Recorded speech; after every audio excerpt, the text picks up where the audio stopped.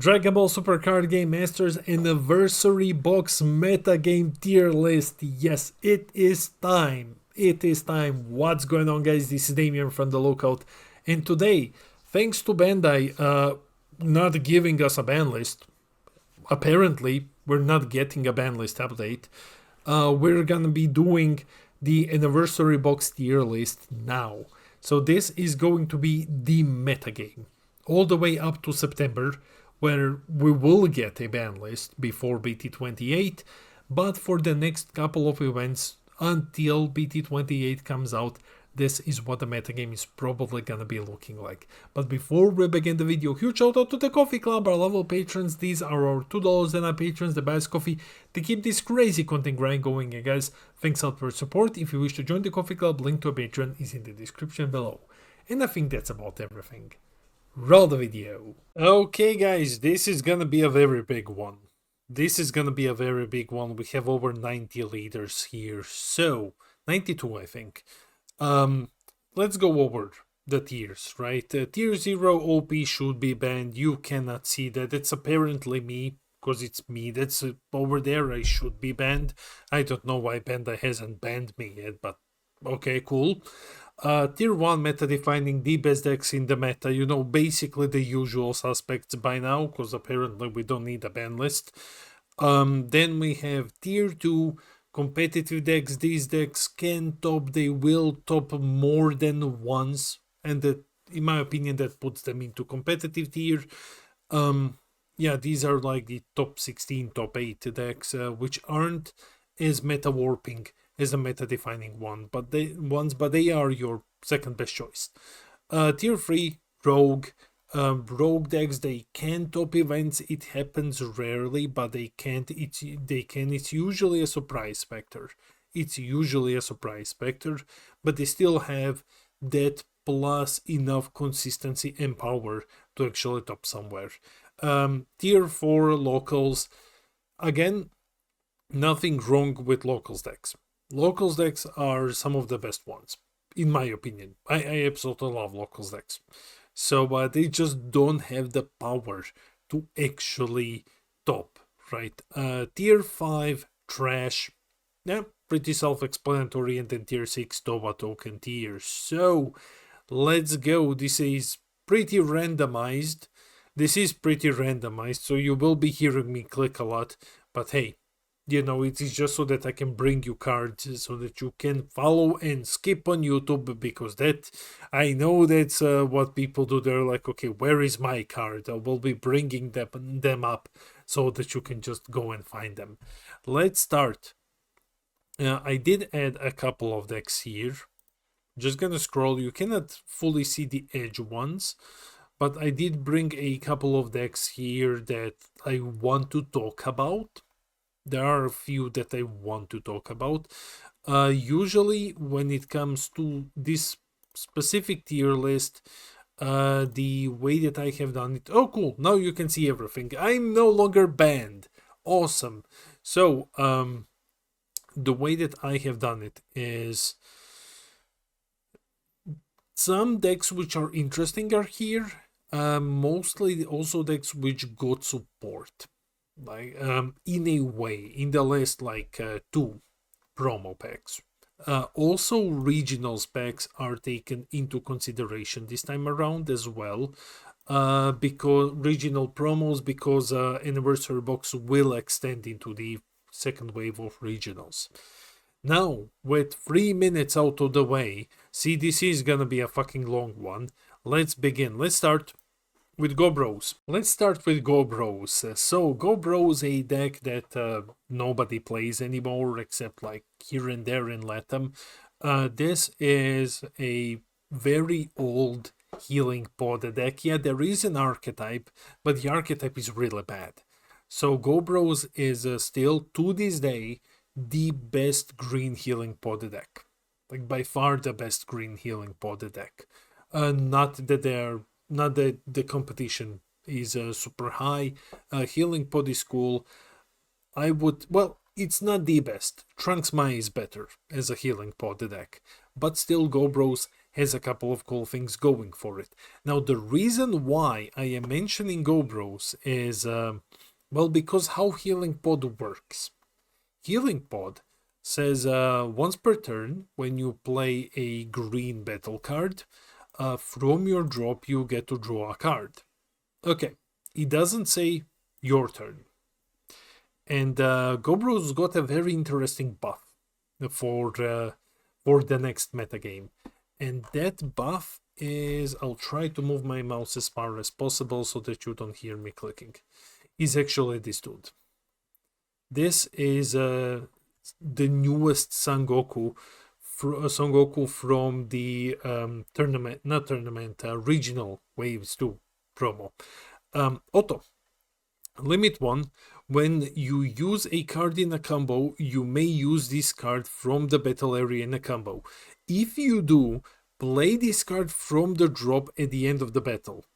This ping triggers Healing Pod, and it can combo with itself even when it is in rest mode.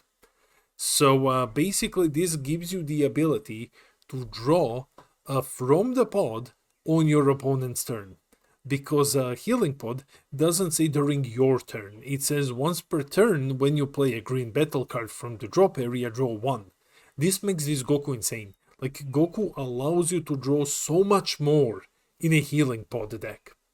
That is crazy, and it costs just 1 energy. And that's it. And when it is played, your opponent places one of their Z into their drop. That's crazy. That is a combo. Play from the drop, use the pod to draw, and then basically Z energy destruction follows. And you get a blocker. This is very good. This is actually very, very good. So I'm going to bring up the Colossal Go Bros back now. 1 second. Well, they should not be that colossal anymore. But yeah, with that in mind, Go Bros is a lot better than it used to be. I think the deck is a lot better now because of that Goku and the Healing Pod interaction. Is it rogue though? I think you can get to rogue. I think you might be able to top somewhere with this deck. Now just solely on draw power. You might see him promoted from locals. I think you can see him promoted from locals just because of how extremely hard the Goku can carry the deck. Now let's move to Piccolo. Like I've said, cards are randomized, so it takes a while to find them. Piccolo disappoints Namekian fans once more. This deck is absolute shit. I'm sorry to say that. Yeah, the deck is not very good. Shout out to a couple of people who have actually managed to get into top 32 with this deck. Like, that's really an achievement. The deck is really, really struggling. I do not know what is up with Bandai. And, well, I might be a bit too silent, but it doesn't matter. I'll just meditate. So I do not know what is up with Bandai and making bad Piccolos, because this Piccolo leader just isn't good. This one desperately needs some sort of a support just to help it to draw and to actually give it a good boss monster. If we're gonna be honest, the boss monster is pretty shit for this one. I do not see this deck doing anything in the newest format. It didn't get any anniversary box love or anything, so I don't think that it's gonna go anywhere. It's gonna stay in locals. I'm tempted to call it trash. But a couple of people did reach top 32 with it, so I'm gonna say locals. Now we're moving to the better Piccolo. Okay, Piccolo facing new foes. This one is actually really, really good. This one is really good, and it has topped. It got top 16-ish somewhere. The newest tournament promo support for this one was just out of this world insane. It was just absolutely insane. The deck is one of the stronger yellow aggro decks. At the moment, there aren't really that many decks that counter it completely, but it suffers a little bit on consistency because you need to see all of its TPs for the full puzzle to form, and then you can just start attacking like a madman. Of course, it does suffer from floodgates like every deck does, so we're not gonna really take that too much into consideration. But considering that we are in a yellow heavy meta, Nimbus is your biggest enemy at the moment. However, versus other decks, you can definitely punch through. You can punch through other colors. We have seen this happen, and yeah, Piccolo, I would say, going into the anniversary box, I would say that it is still a deck which can top. It is still a deck which can top. I would put him into competitive. Well, competitive or rogue. I think he goes into the rogue category, or like with competitive potential, right? Okay. Actually, I'm gonna bump him up. Sure. All right. Then we have the dude who strikes your soul. Where is he? The Soul Striker. Okay, cool. Soul Striker. Nothing new from the anniversary box, unfortunately. Like nothing new from the Anni box. Other than that, just a good stuff blue deck. Still struggling. Still struggling with survival because blue just doesn't have floodgates. Blue doesn't have good floodgates. Blue desperately needs an extra card Nimbus. Otherwise, the color will not be doing anything anytime soon. Yeah, with no new toys for blue, with no bans or anything for other colors, I think Soul Striker goes into Rogue. Then there is one. Let me just minimize this because the card is a bit bigger. Oh, cool. You're really big. Okay. SS War Sangoku betting it all.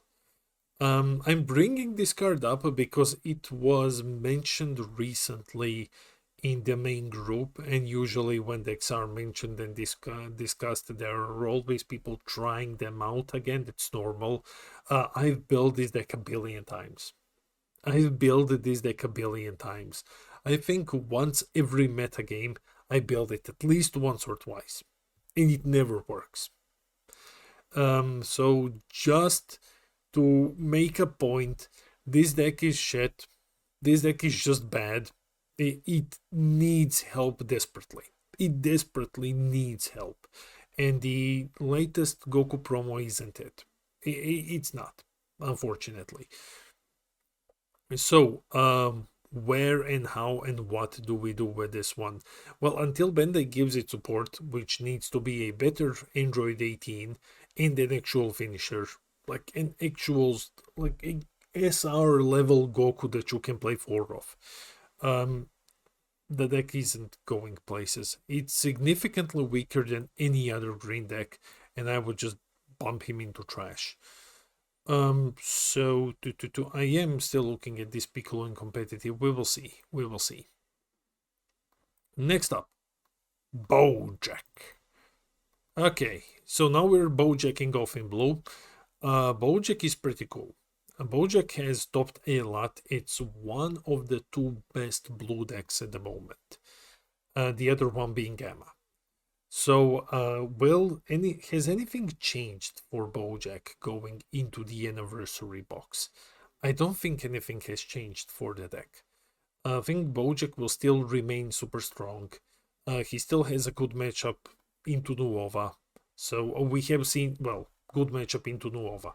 Bojack still has a good matchup into a lot of decks, though you have to be an expert pilot to actually top with the deck. However, the deck has topped more than any other blue deck, I think. Well, maybe Gamma topped more. But even with that, I would say that it is still the best, one of the two best blue decks. So if you're going with blue, you're going with Bojack. You're absolutely going either with Bojack or with Gamma. However, I think I would bump him into competitive now. I think I might actually bump him into competitive. There is a reason why, and that is because the anniversary box is bringing a couple of very powerful aggro options. Like very, very powerful aggro options. And with that in mind, I am not super sure how Bojack will deal with those. I think he will still be topping a lot, but I'm unsure whether or not he will actually be meta defining. So I'm gonna bump him into competitive. Then we have the deck that got support and nobody plays. I just place it here because it got support and no one plays it. This deck doesn't do anything. Just bump it into locals.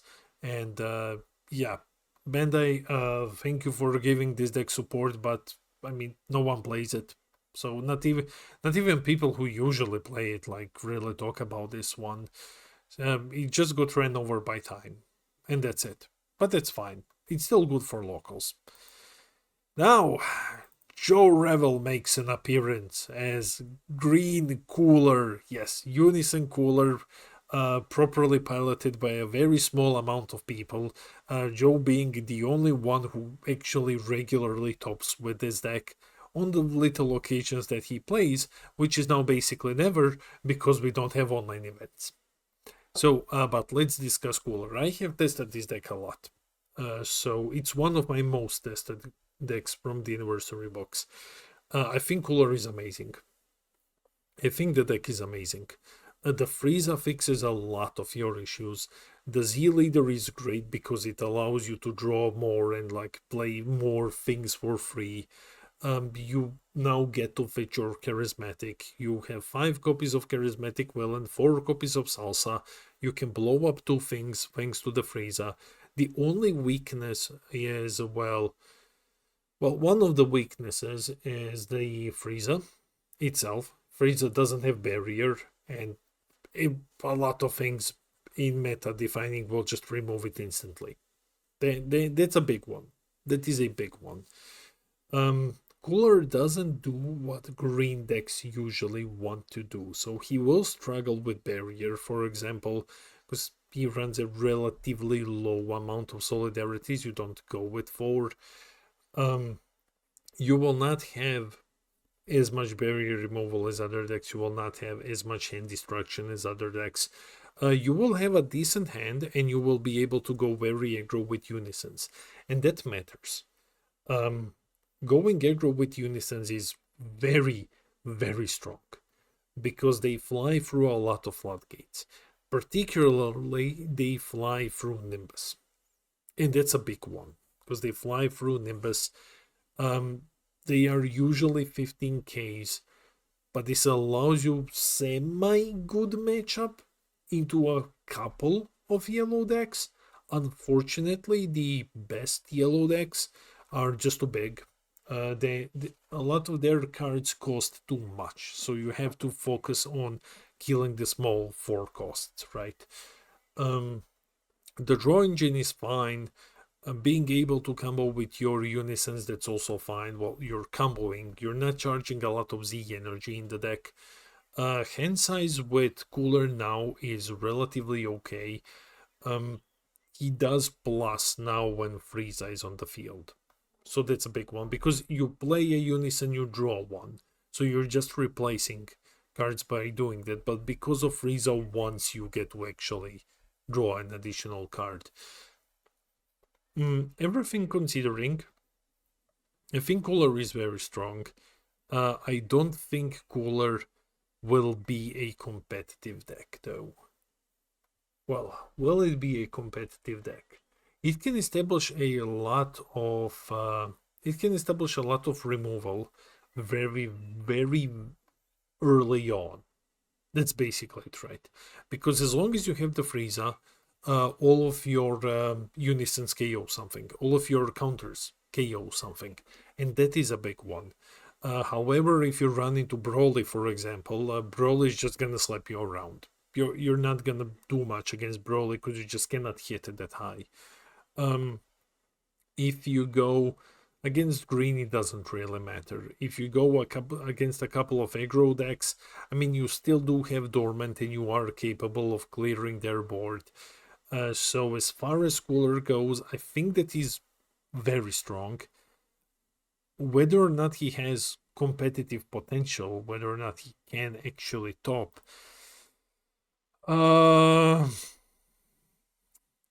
it's a tricky one.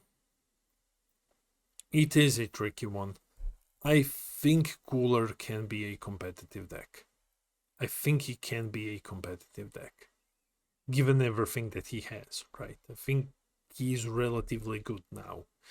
But I don't think that he will actually be played because Nemagoku is just so much better. Cell is just infinitely better.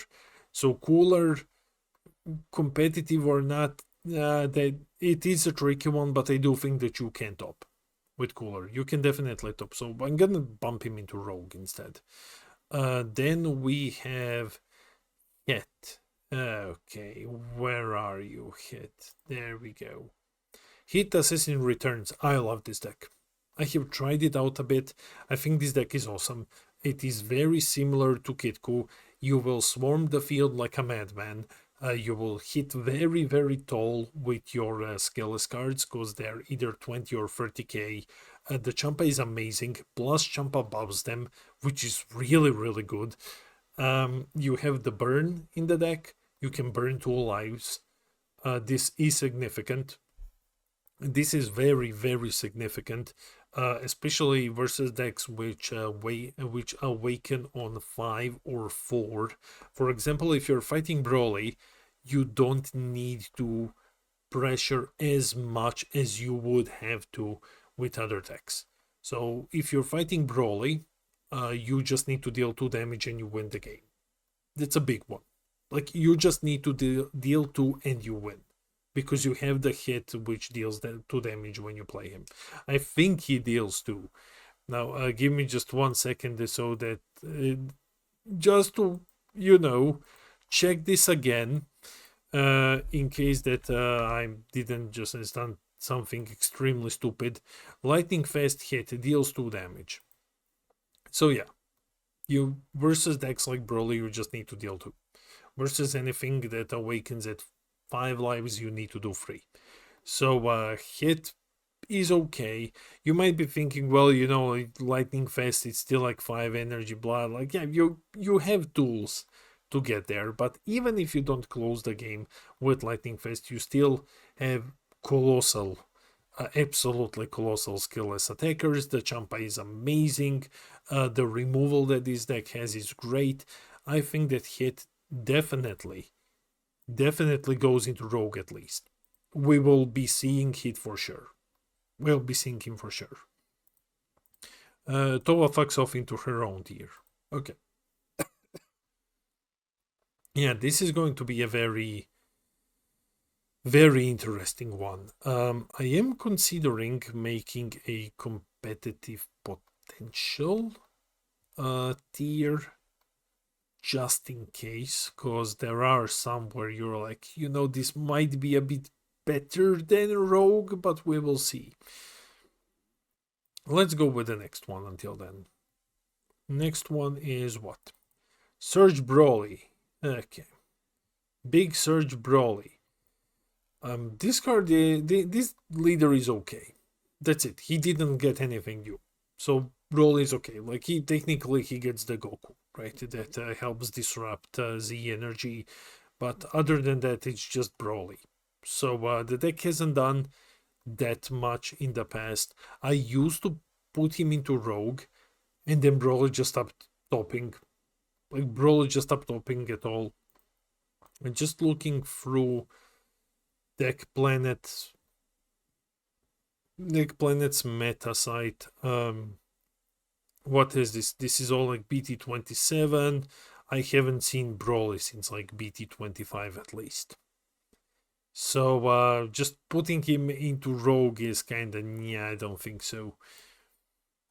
I think he goes into locals now. There is nothing new that the deck really does. So I think he will go into locals. But then again, he's strong enough to be able to top, technically. However, he had a lot of time to do so. It's not like Go Bros. Some people will be like, hey, how is Brawl in the same tier as Piccolo and stuff? Like, Go Bros was absent until now. And now it got support. Broly didn't get support, and he still existed. So, yeah. However, I still think, you know what, fuck you. I'm gonna put him into Rogue. Okay, cool. Cool. Let's go with Vegex. Vegex. Okay, so this dude got some new support. And if I'm gonna be honest, I haven't even heard players who play Vegex talk highly about this one. It's cute. It is a cute idea that, hey, you can play Vegex again. He has some cool support. But believe it or not, Vegex is just entirely outshined by other black decks. Vegex is just outshined by other black decks. And at this moment, we are currently in a period where these new tournament promos are legal, and Vegex isn't doing anything. Well, we just had a couple of tournaments. We're having one in France now when I'm filming this, and I don't think Vegex will do anything. So, will it be a rogue deck? I don't think this will even be a rogue deck. I think Vegex will just go straight to locals, and that's it. Well, with the new support, maybe she might be better than locals. He might be better than locals. I think we can do it like this.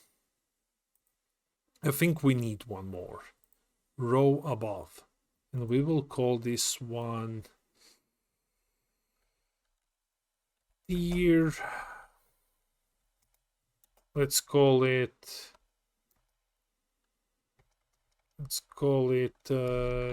tier 2.5. I think that's how it goes, right? Competitive potential. Okay. We're gonna make a competitive potential tier. Gonna make him like disgustingly green. Well, nah. Let's try something. Let's make him blue. Cool. Competitive potential. So you go there. You definitely go there. You definitely go there. So these two have actual competitive potential. The others are roguish. Okay, cool. Now let's continue. Future Gohan. For all of my Future Gohan fans, I am a big Future Gohan fan. I said that this deck is that this leader is just crap, and no one remembers what it does. Which I will die on the hill that that's absolutely true. At least it was before the anniversary box. However, this is now one of my most played anniversary box decks. By far one of my most played ones. It is a shocker that some of my favorites are the ones that I actually play the least. But Gohan, old favorites. I absolutely love this deck. I think this deck is amazing. It draws like a madman. It has exceptionally huge hand size, very powerful turns, an army of barrier blockers. If you're playing against something that isn't green, if you're playing against red, red will hate life. Red will absolutely hate life if they run into Gohan. You do need a couple of changes though. You need to play 50 cards. I will argue that you absolutely need to play 50 cards, and you need to see Future City in your starting hand. So just hard mulligan for Future City. If you see Future City in your starting hand, this deck is absolutely fucking bonkers. If not, you can still see it, let's say, like by turn 2, and it's not a complete disaster, but afterwards, you just keep falling off. If you go turn 1, you go very hard. If you go turn 2, it's still recoverable. If you go turn 3, you lost. So, other than that, Gohan is fucking insane. Like, this deck is really, really good. Against anything that isn't green, it's really good. It's gonna ruin Red's life. Red is going into the next anniversary box meta very, very strong. So I think Gohan plus Gohan's hand size is wow, really wow. I think it is one of the competitive potential ones. It has potential. It's gonna be stronger than Rogue, definitely. I think Piccolo can go here too. Okay. So it's definitely stronger than a Rogue deck. And it is an actual, like, hey, this might be the deck that a lot of players go with. It's one of those. And it has enough to stand out next to Nuova and U7 Goku. It has enough because what it does is extremely unique specifically to him. Building a board of barrier blockers. So it's not like you go, okay, do I go Nuova or U7 or Broly, like a bunch of these decks that basically do the same thing, or like, maybe Gohan fourth choice. Gohan has enough to stand on his own. God damn it, this is gonna be a long video. Okay, what is next? Just from the head of it, it is Frieza. So let me just find the picture here. Why don't I have it here? Huh. Oh, here we go. Frieza Metamorphic Threat. Okay. Now, this deck is really cool. This deck is really, really cool. Too many people sleep on this one. I think Frieza is really, really strong. But not Rogue strong. The deck has a couple of cool toys. The swap is okay. It's not better than the yellow one, but the swap is okay. The Z Leader is amazing. The free cost is amazing. The boss monster that kills the entire board, ignoring barrier, and you played it for 1 energy, it just blows up everything. Mills like 6 to like 10 cards depending on the board size.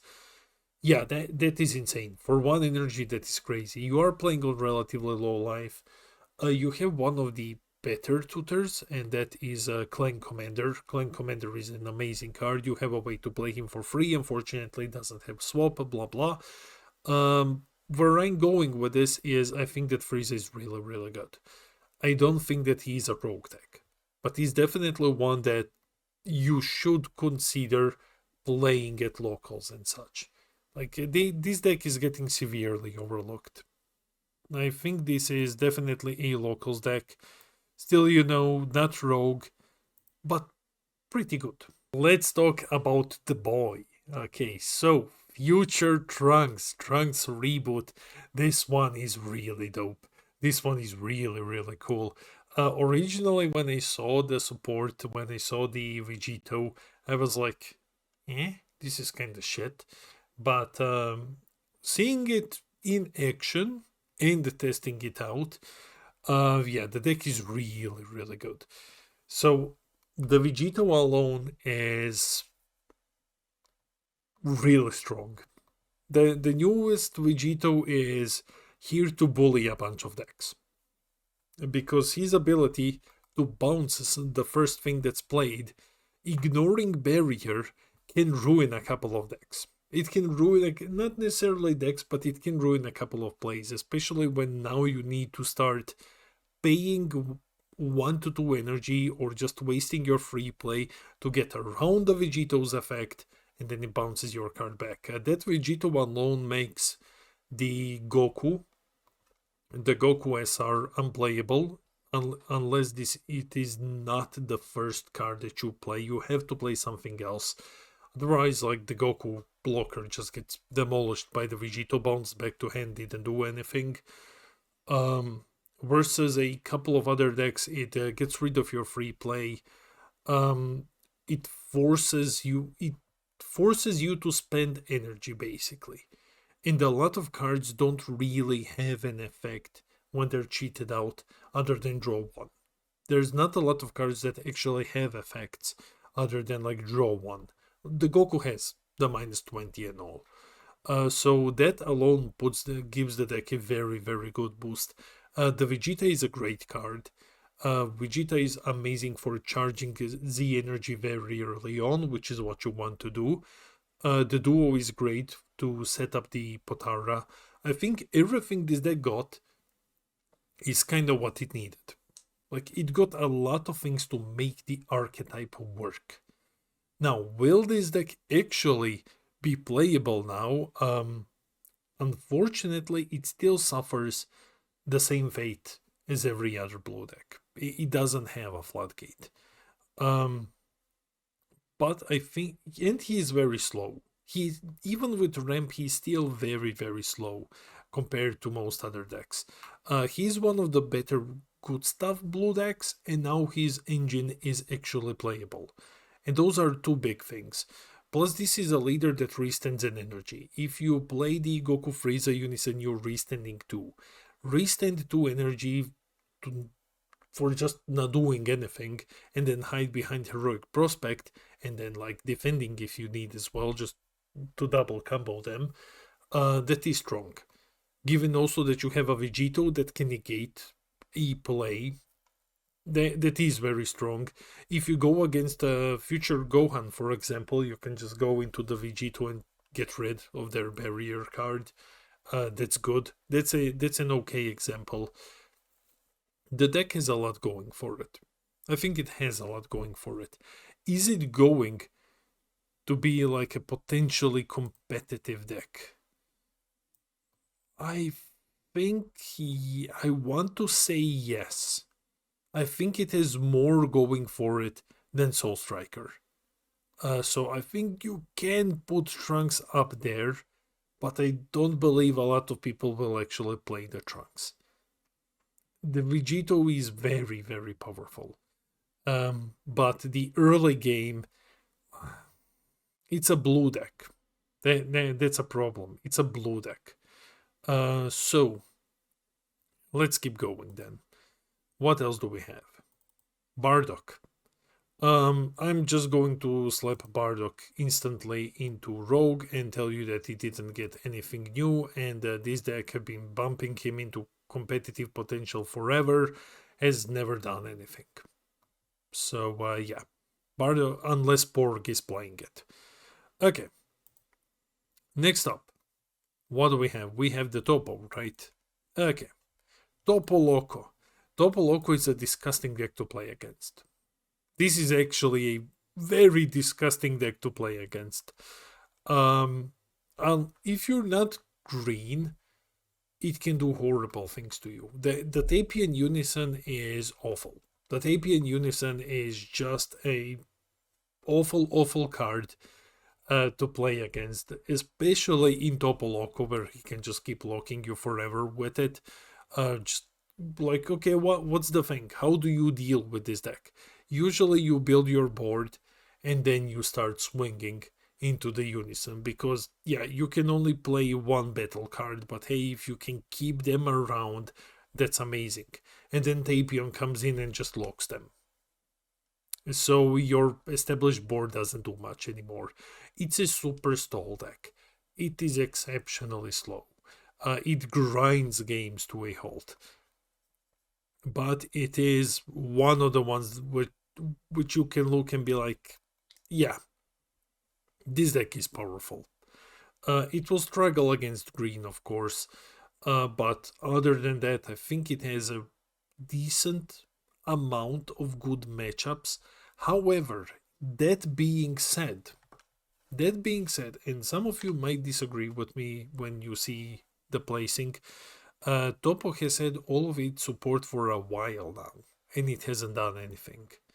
So Topo will go into Rogue. Yeah, Topo is below Trunks, I would say. Future Trunks is really cool. So Topo goes into Rogue. Cool. Then we have the Gogeta. I hate when cards. I hate when Bandai doesn't upload cards in the same, in one standard size, and that is it. So we have the Gogeta. Cool. Gogeta is, well, for everyone who wished for this deck to top, congratulations. Gogeta actually topped in America. Like once. In its entire lifetime, this deck topped once. And that's because the pilot played it flawlessly. Absolutely flawlessly. And now this person can claim the title of the best SSB Gogeta Mighty Fusion Warrior player in the world because of that one top in a metagame that's not very Gogeta friendly, let's just put it like that. So there is potential in this deck. The top shows that there is potential in this deck. It might be able to top. We have seen that happen. Nothing really, no real buffs happened for it, right? All of the anniversary support is very closed. But now we know that the deck can top. It's just one of your very last picks. And yeah, I think that's basically it. You know, I think he can go into Rogue now because he has topped in the past. So he can go there. Then we have, I believe this is Frieza Swap. I believe that next we have Frieza. No. Oh, no. Oh my god. We have the boss. Now we have Magenta. 1 second. The boss is playing hide and seek in my folder. He's supposed to be promo. There we go, Magenta. Well, we'll just be very quick about it. Boss goes into OP, should be banned. You cannot even see him. He's operating from the shadows. Okay, next we have the bad Huggy Sluggy. Okay, Lord Slug. Huge shout out to Austin Lord Slug for highlighting this deck on locals and all.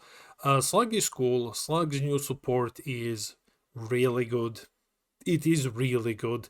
He can build a colossal hand. He does require deck knowledge. He really requires a lot of deck knowledge and for you to be comfortable at playing at low lives, because the best way to play this deck, like we have seen in the past on stream, is you need to go super low on lives so that you can awaken and then immediately go into the Z Leader on turn 2, if possible. So, but in return, you do have a massive hand, you do have a bunch of free 10k combos, and then Slug slowly starts grinding you down to a halt. This deck has way too many. What it has? I think it has 8 free negates or so. The battle card ones. I might be wrong about that part, but he does have also a bunch of free negates. So yeah, Huggy Sluggy, not a bad deck. Would I put him into Rogue? I am not sure though. I think I would still put him into locals. Like definitely put him into locals until he tops. Once he tops, I'm going to put him into Rogue. And that's a message to a specific player who's one of the only people I know who actually plays this deck. And even he is now eyeing Gohan instead. Okay. Then we have the Dickhead Nippleman of Universe 11. The sentient thumb. The penis face. So, Jiren. A warrior standing up for justice. Jiren, who will potentially get a new leader in BT 28. So, you know, this one's sucking. That's fine.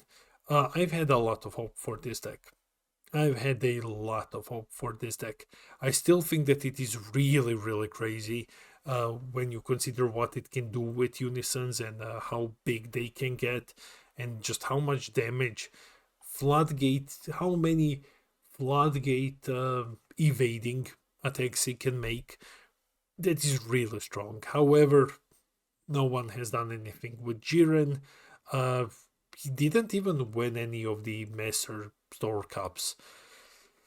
So you know, it's whether people don't play the deck enough, or there's just not much there. I'm sorry, I don't think Jiren can go into Rogue. It hurts me so much. It really hurts me. But Jiren has to go into locals. Mai just keeps shining. Mai just keeps shining as one of the best green aggro decks in the game. Now, whether or not Mai has competitive potential, I would not say that this deck is really competitive, like on the level of competitive potential ones, right? It's still capable of topping. It's capable of doing a lot. But in my opinion, this is one of those, like this is a very good aggro deck. It will not be taking large amounts of top 16 pie charts. It definitely won't. But it is a deck that if you know how to play flawlessly and your matchups are good, you can smash face with it. You can absolutely smash face with it. Again, deck didn't get anything new, so I would not say competitive potential, but I will definitely say rogue. So competitive, for those who are not following or just watching the video from this point, competitive potential ones are the ones that I am this close to putting into competitive. Like this close. They are still much better than the rogue picks. Okay. But I just don't feel comfortable putting them into competitive. God damn it. God damn you, Bandai. So, garlic. Cool. Let's go with garlic. This one is for our garlic player from the locals, Treacherous, who actually got 17th yesterday with this deck. He got 17th with garlic. Yeah, the red one. So yeah, there is still hope here. There is still hope for the deck. And even in the current metagame, the deck is still showing up and slapping people. Yeah, I don't think anyone is ever gonna really play the deck except the one player. But hey, it keeps showing results. It definitely keeps showing results. Would I slap the deck into Rogue because of that? Because of the one person in the world consistently topping with, consistently getting very close to topping with it again. So, but that would be two tops by the same player with garlic. You need to look at the situation in a way that, like, yeah, this happened with Gogeta, for example. So Gogeta is up there. You have to consider that, hey, it is similar to how the Big O situation was back when he was still playing Dragon Ball. There is one player who can actually pull this off, and that is Threat, right, when it comes to garlic. So for him alone, do not take this placing out of like, hey, Damien said that garlic is rogue, the idiot. This one is specifically for him. For Threat, I'm going to put garlic into rogue. Now let's continue. What else do we have? Okay. Aegis Gogeta gets a cool new toy. Aegis Gogeta can now go into the Z Leader earlier and can also establish the Z Extra with the newest Gogeta promo, and that helps out a lot because you no longer need to go down to 3 lives to Z Awaken, which is huge. You no longer need to wait multiple turns for this to happen. But no, like in one turn, on your turn 2, you can just go into the newest Gogeta promo and say like, okay, I can now awaken at 4, let's do this. You get the Soul Punisher established immediately, so you are getting 2 for 1. That's great. And that coupled with the earlier Z Leader play allows you to create a scenario where you are more defensive early on, and going into a 20k Z Leader very early on in the game is super powerful. Because even in modern Dragon Ball, 20k early on, when hand sizes, like you're still figuring what to have in hand, maybe your attackers are like 15ks, maybe you don't have that many 20s, especially when you're playing versus blue, which can just say like, okay, cool, Senzu Bean 25. 25k early on is very prohibitive for a lot of decks. So I think this is enough to bring back Aegis Gogeta. Now, what will Aegis Gogeta struggle against? Well, there is still red. Red is still out there. There is still, yellow. But yellow doesn't negate skills as much as it used to back in the day. And Gogeta is still a blue leader. So when you're fighting against red, you can just go and say like, okay, cool, I'm going to play my Zamasu. So yeah, problem solved. So Gogeta is very cool. And I think that the new Gogeta card is going to be bouncing the deck back. I think it's gonna bounce the deck back. The deck was in locals for a while, and whether or not it's gonna be rogue or competitive, or it's gonna have like a competitive potential, I think it's gonna go here. It's stronger than rogue now. It might be competitive. It really might. I have to start putting more things into competitive because 2.5 is getting a bit big. 2.5 is getting a bit big. That's why I might rearrange some cards later on. Benzino. I don't know who it was, but I do remember. I think I know who it was, but I do remember comments that Benzino is not better than SS4 Goku, that Benzino is not that good of a deck. I mean, I get it, like SS4 Goku has been around for a very, very long time. But results show that Benzino is the best black deck in the current metagame. Just checking on Deck Planet, yeah, or we can just go into Top Deck Diffusion and just see the results here. Leader-wise, Benzino is by far the best black deck. So Benzino in the new meta, I think she will still be the best black deck. Which makes me a bit sad because I am a huge believer, absolutely huge believer in Golden Cooler. But hey, whether or not Penny is actually gonna be meta-defining though, that is a good question. I don't think that she's gonna be meta-defining. I think she's gonna be competitive. I'm unsure whether or not Black actually has a meta-defining deck. Then we have the bad deck. Oh my god, get this trash away. What the fuck is this? Bandai, you should ban this. You can slap it into locals. This deck hasn't done shit. It's goddamn. See, Nina is coming from the other room. She knows what I'm talking about. She knows what I'm talking about. Okay. Now let's talk about the deck that is actually gonna go places. And that is Surge Goku. And I need just a second to bring him up. There we go. Surge Goku. I've heard a lot of divisive opinions on this one. Some people say like, well, the deck is still kind of shit. You're on the front side. You have to, be on the front a bit longer. But hey, it has good potential once it's awakened.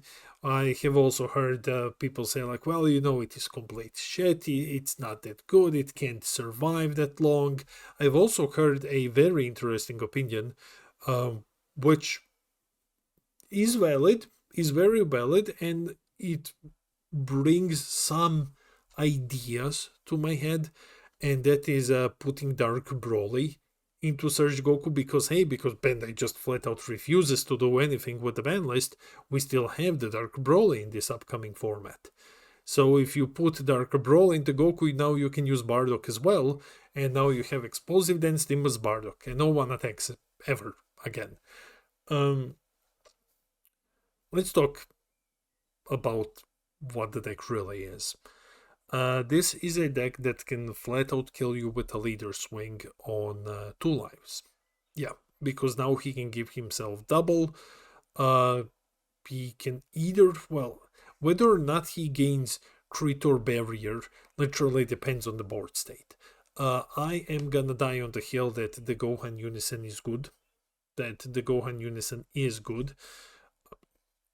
Because yeah, hey, it is a multicolored unison that alone is very strong. Plus this is a multicolored leader, plus it can help buff you if your opponent doesn't have anything on the board somehow.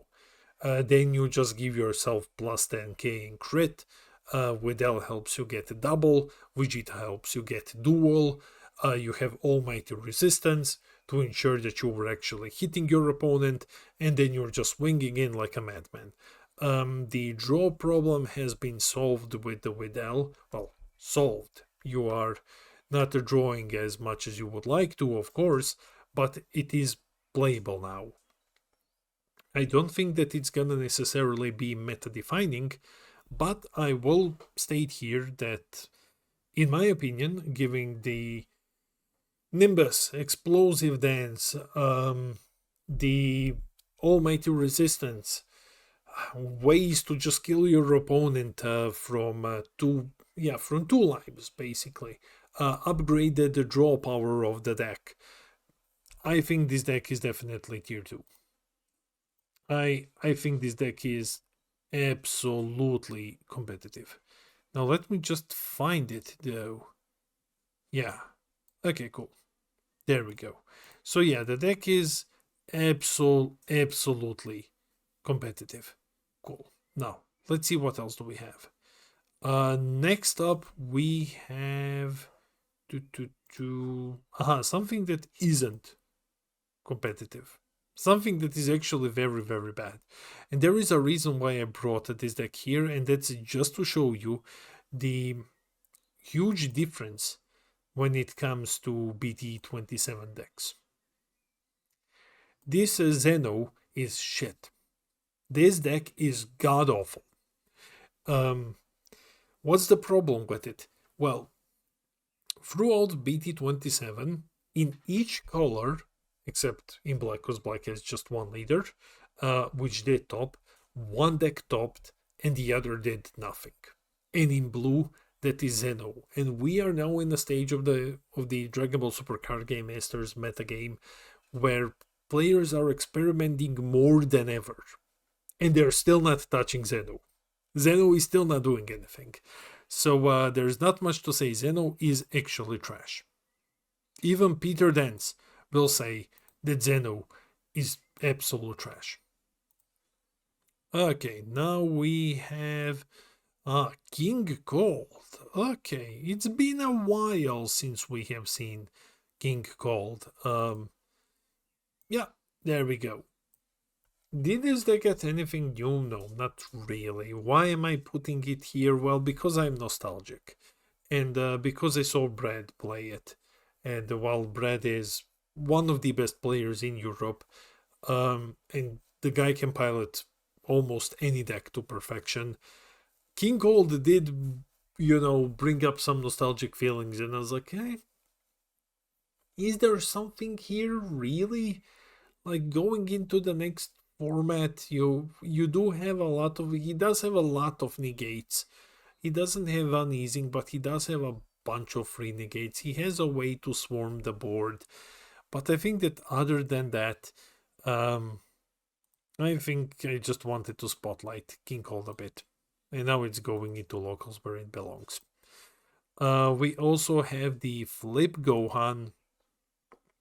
I was hyped when I saw support for Gohan. I thought like, hey, this is definitely for this deck.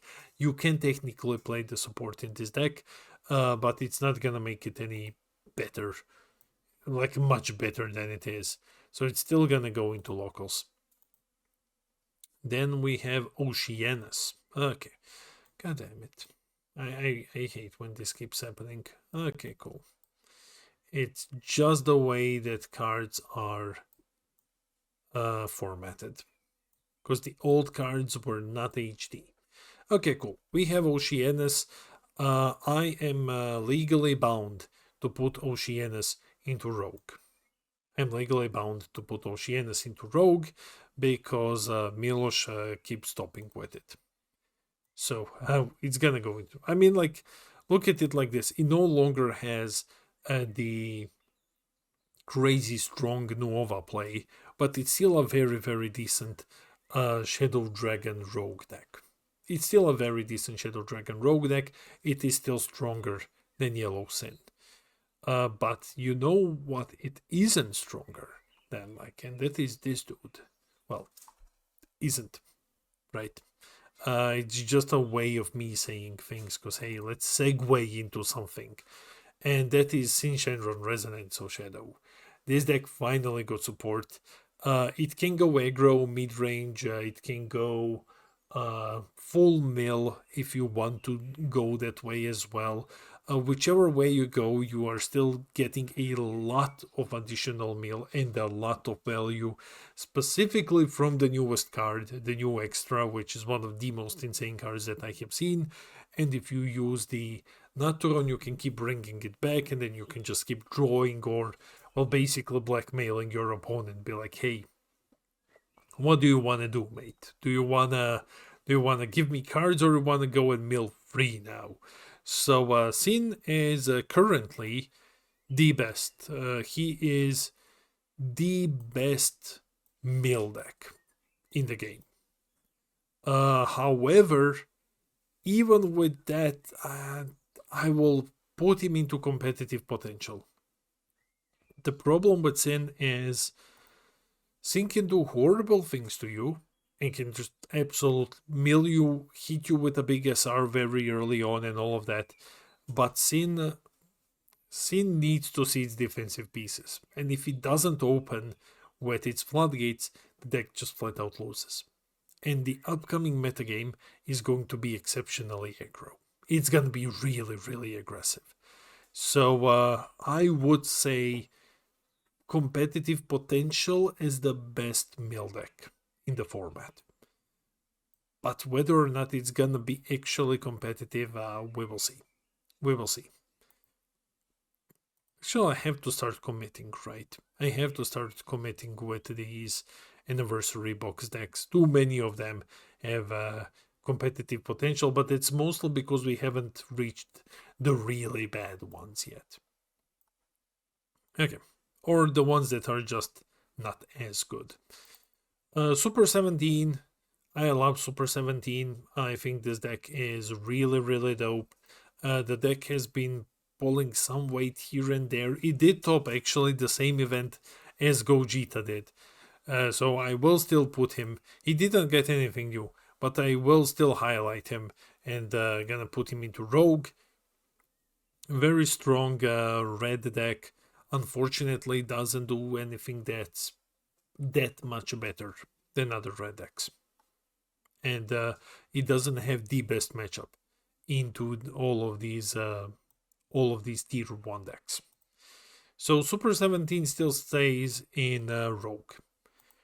Now let's bring up the Gogeta Xeno. Okay. This one is divisive. This one is divisive. Because Gogeta Xeno is insane. It's really insane. But it's not consistent enough. Originally, I thought that this is the meta-defining deck. That this is going to be the best black deck in the format after testing a lot more with it. It is super strong, but it is not consistent enough. Awakening at High Lives is amazing. When I say consistent enough, I do need to elaborate on a bit more on this, right? It's not that it's not consistent in a way that you will get screwed completely. It is that its strongest play, the Gogeta, the newest one, very early on in the game, is very prone to RNG. And it is the best when you see it very early on. So if you whiff on it, if you don't get your fusion pieces, in like turn 2, the deck loses a lot of its power. It's still gonna be strong going forward. It's going to probably be among the best, overrealm black decks, but it does lose a lot if you do not see your fusion pieces early on. I still think it's gonna be competitive though. I still think it's gonna be Gogeta, Pan, and Golden Cooler. Those three. Well, Cooler is a source of disappointment. Then we not that the leader is bad, it is that people are just not playing it. So I have to make him a bit smaller. Well, going forward now, all of them will have to be a bit smaller because we are reaching way too deep into rogue tier. Vegito is not good though. Vegito is really not good. I mean, not good, quote unquote. The deck is still fine, but the lack of Beyond All Limits, you do feel it. You do absolutely feel it. And with all of the new tools going on currently with Black, new tools, new leaders with Mehi, Pan, Gogeta, Golden Cooler, it's very difficult to justify playing Vegito. The green will still just smash you. Your Unison, is not as good as it used to be. Consistency is just not there at the same level that it used to be when you had the Beyond All Limits. So this deck is one of the two that suffered the most from Beyond the Ban. And I don't think that it is Rogue anymore. I think this is just a locals deck now.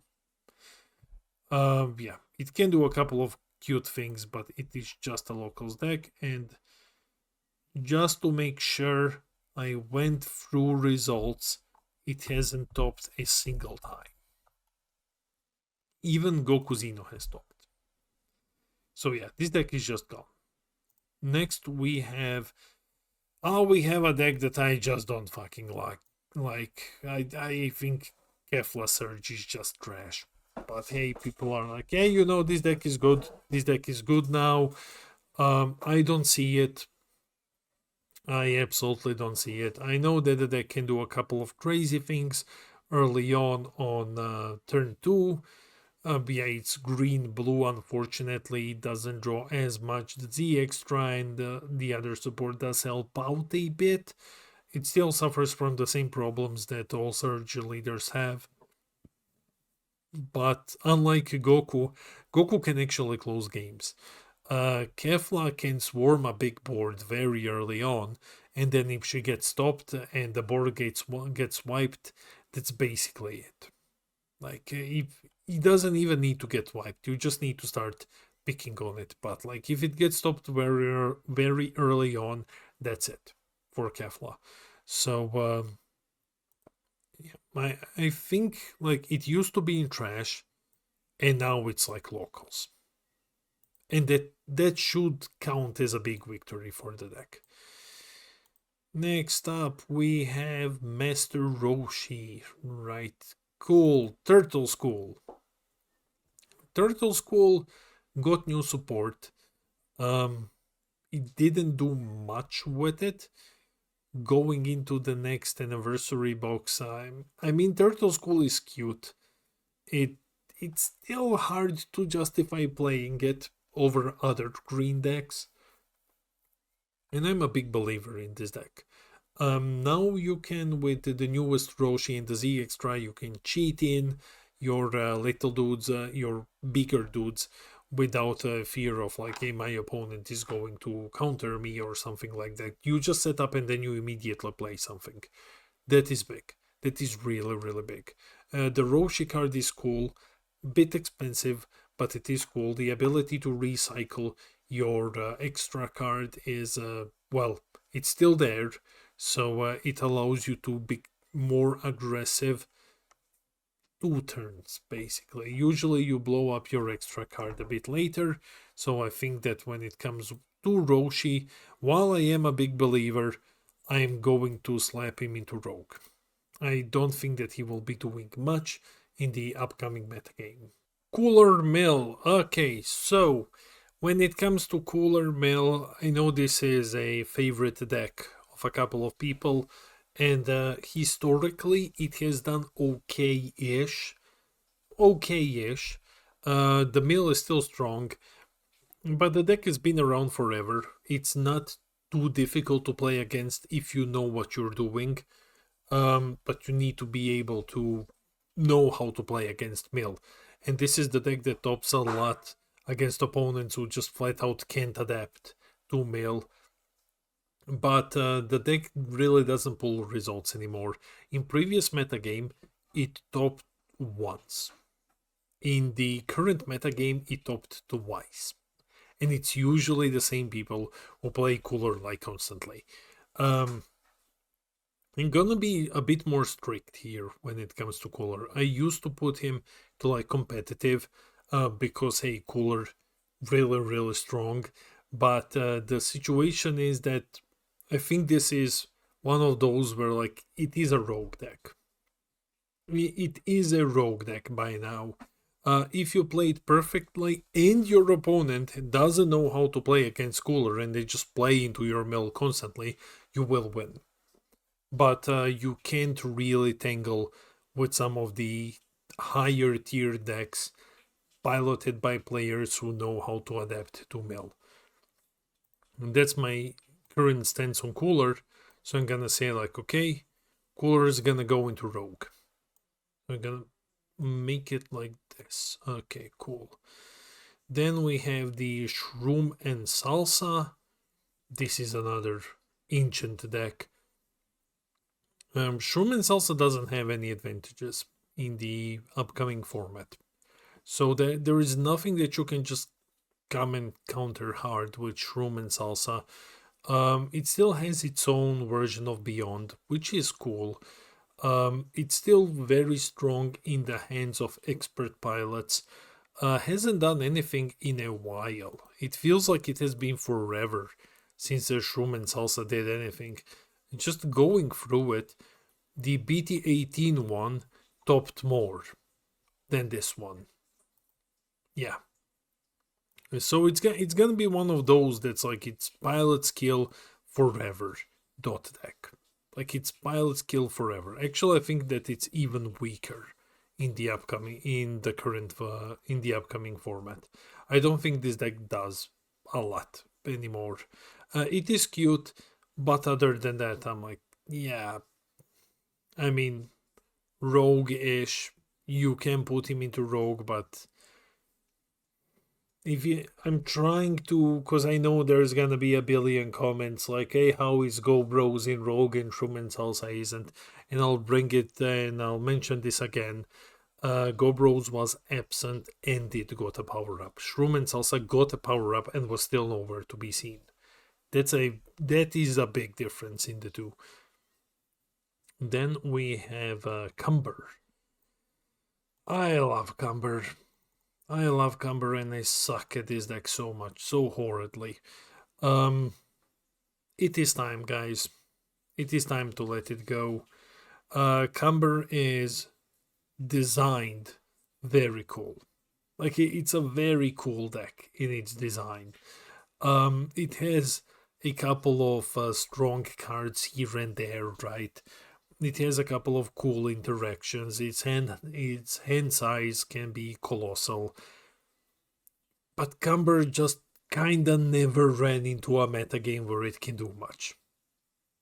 There were some earlier metagames where I think like it was BT21, but even then he was getting face wrecked by Gohan. 20-ish. There were some metagames like 2 years ago where Cumber had like a bit of a chance to do something, and it actually did show up at a couple of online events, but never really that much. Like the meta has always been way too aggressive for Cumber. So I think Humber just goes into locals. Cumber just goes into locals, and that's it basically. Shroom and Salsa just because of pilot skill I'm gonna put here. Sure, because I'm looking at this and kind of feels bad putting it over there. Next up we have the deck that too many people forgot about. And I forgot about it as well, and I have it fully sleeved. That is the Goku Korin deck. This one got a new promo, and after testing a bit more with it, I don't feel like the promo does anything. Like, it's cool on paper. It's okay, you make this card a bit cheaper, and like it's a very cheap body on the board, blah, but it doesn't do much. That's the problem. Like, it doesn't do enough. It makes Grandpa Gohan cheaper. Like, okay, cool. This deck needs a way to close games. Its SR is shit. Like, it's just not there. It's just not there at the moment. I'm going to slap this thing back into locals. Some decks I have a lot to talk about. Some decks I'm like, the promo is cool. The Z battle card that, the Grandpa Gohan Z battle card, that one is really cool.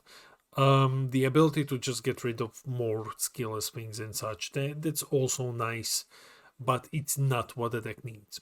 The deck still needs a way to really severely punish its opponent for skillless cards and to flat out close the game.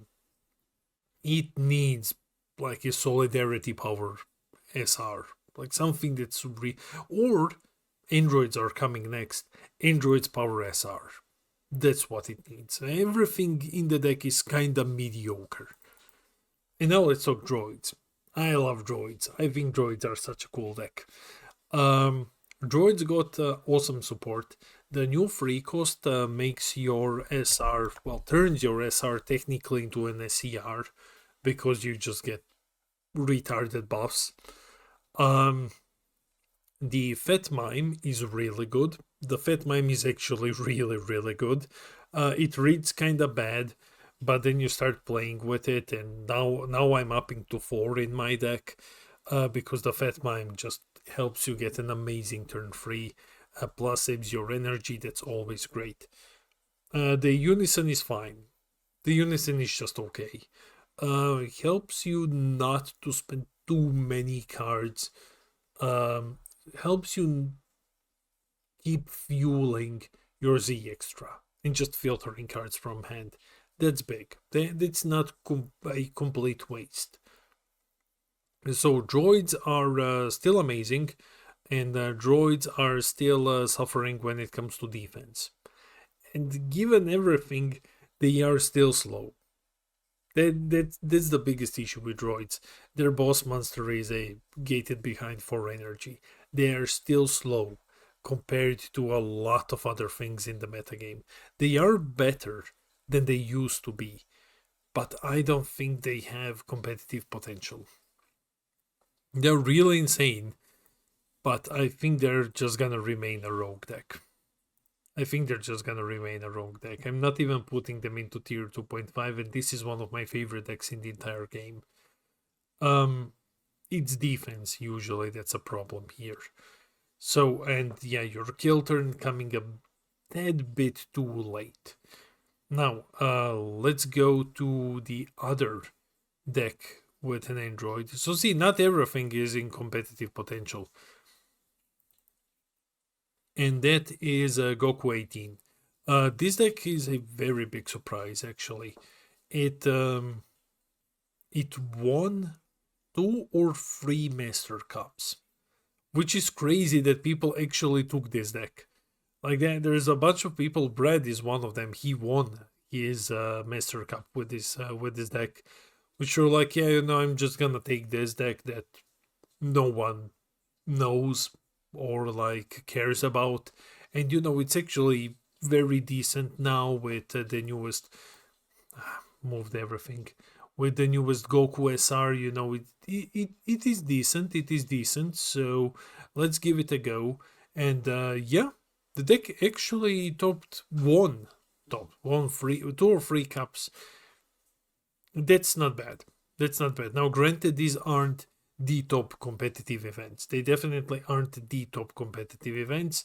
Cups vary a lot when it comes to competitiveness, but still, it is a result that is worth noting, and I will put him into Rogue. I will put this one into Rogue. Just don't take it to the craziest of events. Then we have BT27 Frieza. 1 second. From this point on, you cannot see what's coming. I'll have to bring it up myself.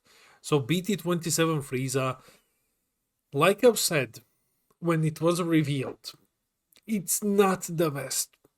It's very, very fun to play. It can have a colossal hand. It works amazingly well with the SCR. That's basically made for the deck. Everything in the deck does something. It's one of those decks that feels very cool to play. And I feel like if Nuova wasn't as prevalent, Frieza would be a legitimate pick for a yellow deck that just kind of does a lot of cool stuff and just like controls the board a bit. It's one of the most yellow out of yellow decks, this Golden Frieza. Unfortunately, Nuova is just so much better than this. And then you look at like U7 Goku and Broly, and well, U7 is just played by Sublet and that's it. Then you look at like Broly, now you have the Gohan to compete against as well when you're considering, hey, which decks are gonna be good. Like there is Gohan 2. Frieza is good at killing unisons, it's good at maintaining a very big hand size. A combo power, yeah, that can be a bit of an issue because you are running 8 to like 10. You're running minimum 8, and then you're looking at like 10 to 11 other 1 cost 10k cards. That depends on whether or not you go King Cold. I'm not a fan of King Cold. So the deck is cute. The deck is definitely cute. It has a lot going for him. Everything either KOs or draws a card or switches something to rest mode or blah blah blah, and they're all like 1 energy cards. So it has a lot going for it. But it's flat out outshined by other yellow decks. It's just flat out outshined. If Nuova gets hit, you might be able to make an argument that Frieza could go into Rogue, like as an actual consideration. Like, I might take this to an event.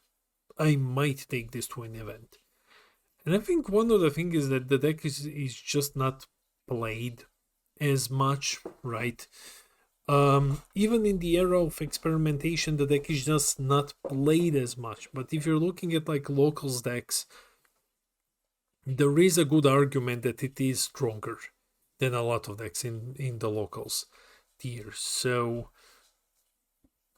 Frieza is a tricky one. And it boils down to whether or not I have faith in the deck. I don't think it's gonna be Rogue. It hurts me to say this. I don't think it's gonna be Rogue. I think it's still gonna go into locals. It's supremely difficult. It is really, really difficult to say that Frieza is Rogue. As much as I want to, it's very hard to justify considering everything else that you have. Yeah, but it's definitely like the best out of locals decks. It's definitely the best one.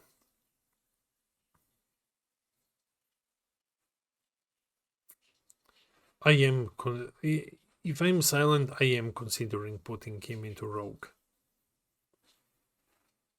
No, next metagame is gonna be too aggressive. So, next thing that we have is Oob. Now, Oob is my favorite deck, like one of my favorite decks of all time. And if you know me, And if I say something is like one of my favorite decks, then you know that generally it's not that good.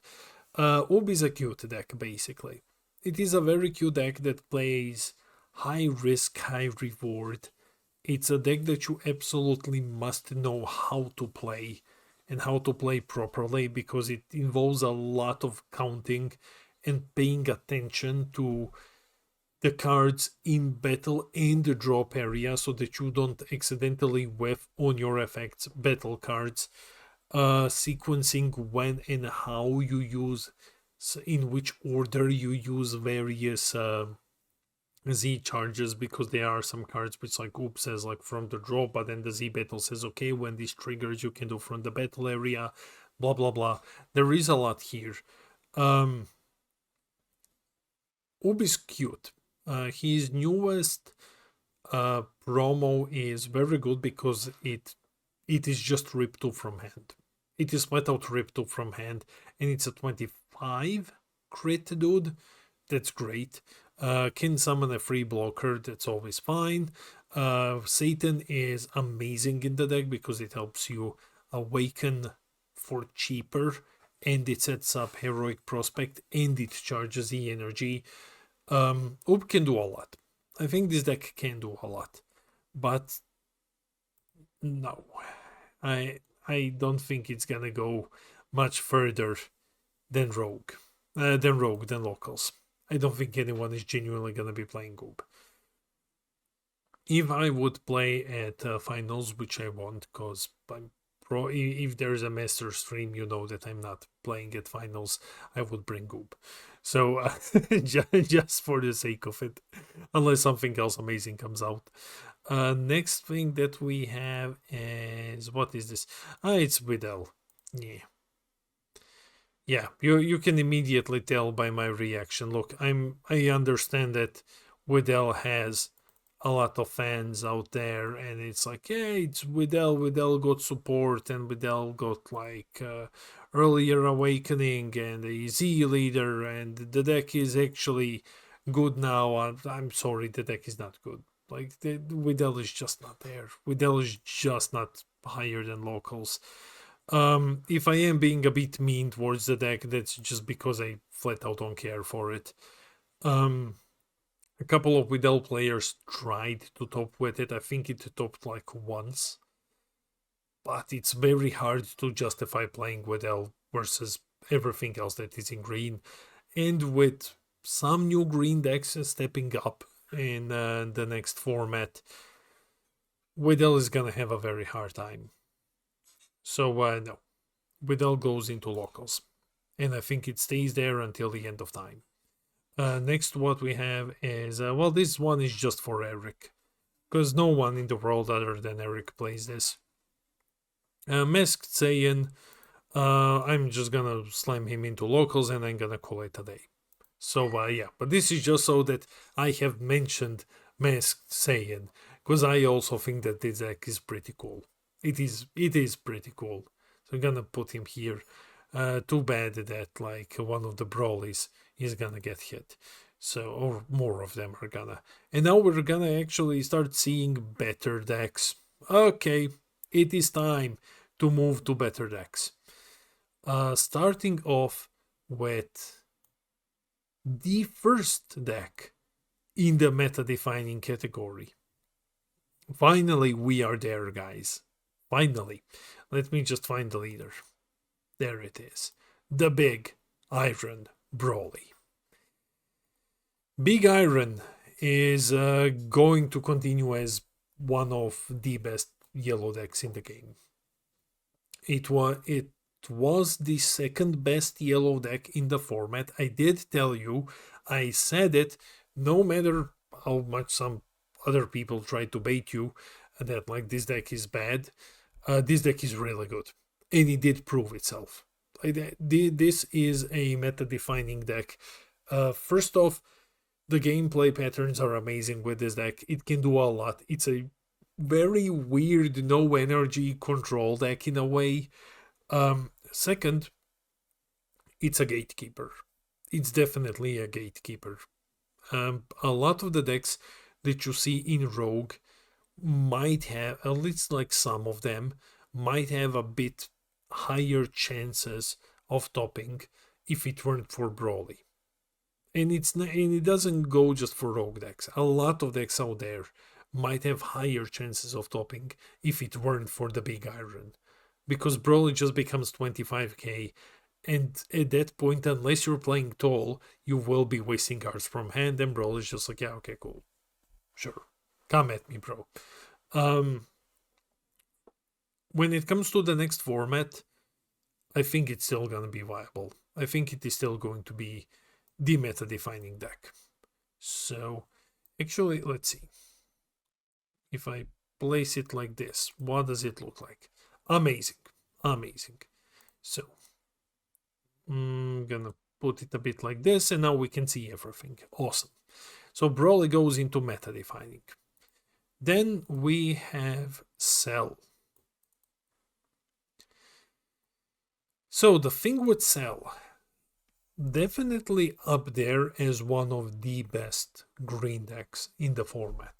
Let me check on Top Deck Diffusion whether or not Cell got overthrown by Goku. No, actually Cell topped as much as Namegoku. So much for Namegoku not being among the best green decks. But, well, Cell and Goku are the top dogs, right? The next format, though, the next format is going to be a bit more aggressive. It's going to bring a couple of more aggressive decks into the metagame, and Cell struggles against aggro. Cell is very good versus a couple of like yellow is okay for Cell versus a couple of decks. He is still struggling against Broly, because Broly just becomes huge, and then you have to up combo to try to beat it, and then Broly can just, for very cheap, get out of it. Cell's ability to KO anything is still relevant. He's still the best hand destruction deck. He's still the best hand destruction deck. I don't think that he is necessarily meta defining, though. Green has fallen off a lot when it comes to the metagame. Like, if you look at results, green is among the worst performing colors at the moment. And that's mostly because, some other decks are just better. I think Cell is going to go into... this one is hard. The next format will be very aggressive, though.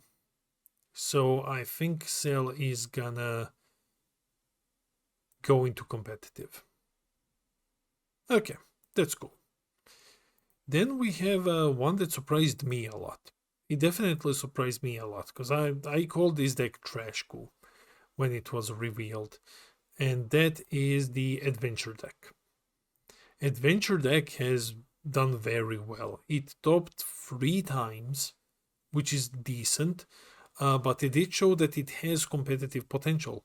Because even in the current metagame, this is just a green deck that has almost as many results as Namek, Goku, and Cell.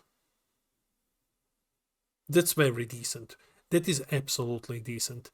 Going into the next format, it doesn't get anything. Yeah, there's nothing that this deck gets. The format gets more aggressive. So, given that, I mean, it is still fighting in an aggressive format, right? And it has shown that it can top. Let me just see whether or not it is the same player topping with it constantly, because that does play a role. Yeah, it's mostly the same player topping with it. That's also something that needs to be taken into consideration. It's mostly the same player. So I'm going to send the deck to Rogue. I don't think that it's going to be that it has actual like super competitive potential, but yeah, it is one player doing amazingly well with the deck. Next we have, I think it's gonna remain in Rogue because the upcoming competition for it is really high when it comes to green decks. Next we have Majin Buu. Buu is another Rogue one. Bull can still top here and there. I don't think it did top anything. Yeah, it did top once. It topped once, and that was in France. Okay. So Bull did top once. That's nice. It's still a very decent blue aggro deck. Players have learned how to play against it by now, so it has fallen off quite a bit. The next metagame is super aggro, but Boo will still struggle particularly against Broly. Like, this is one deck that Broly gatekeeps. This is an example of a deck that Broly gatekeeps completely, where you go very wide, very aggressive, and you can win a couple of matches on your regionals, and then you start running into Brolys, and then they just bully you. So yeah, I'm gonna die on the hill that Blue Bull can't beat Broly unless Broly bricks like mad. I think he's in locals though. He did top once. I'm going to put him like as a potential rogue deck. Like, it can top if you just avoid Brolys like mad. But it is still a deck that you can take to event and not feel bad. Unless, of course, Broly just keeps happening over and over. Fused Zamasu has fallen off drastically. This deck was a very well, drastically is actually a lie here. Zamasu did the top 4 times, actually. Zamasu did top 4 times, though it's, let me see, Oceania, US, and BPG. Okay. So it's doing well in Oceania because Hazy plays it, and Hazy is a very, very good player, especially on Zamasu. So he's carrying a lot of these results for the deck. In the next format that is, again, more aggressive. No. I don't think Zamasu is going to. I think he's gonna be Rogue again, and that's it. I don't think he has competitive potential in the upcoming format. You will see more what I'm talking about once we start filling tiers 1 and 2. But for now, it is Rogue. We have the Monkey Gohan, yeah, whatever. The problem, this deck was this close. It was this close because the one cost is amazing. The one cost is so good, and then its activate main doesn't work from hand. And then you have to hard cast it. And if you cheat him out, he's blanked. And then when you play the monkey, you're like, hey, but you get like 1 energy discount, but you actually don't, because you've paid 1, the monkey, you've paid 1 for the Gohan to go into a monkey for free. Normally you would cheat out a Gohan and then pay 1 to go into a monkey. So it's the same thing. If the Gohan worked from hand, this deck would have had a lot of potential. Right now, I think that it is just in Rogue. Next, we have Trunks Jita. Trunks Jita got 2 cards.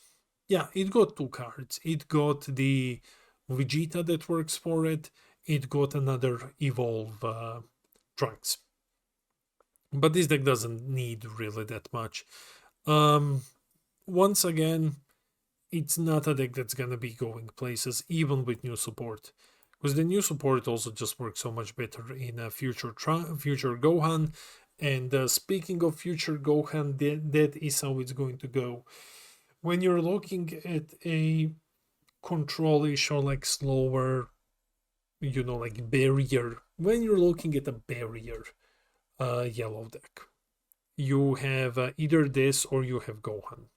They both do similar things, but Gohan is infinitely better than Trunks Jita is. Even with all of the new support, I don't think that anyone is actually gonna play the deck. The support is good though.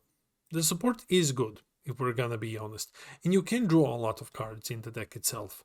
So I am still gonna slap him into Rogue, though I don't believe that anyone is really gonna play it. Now I have to make the card smaller again, because hey, we are getting an HD card here, and that is Mehi. Now Mehi is awesome. Let me see, Mehi actually topped 3 times. Was it by the same player? No, all 3 times by different players. Okay.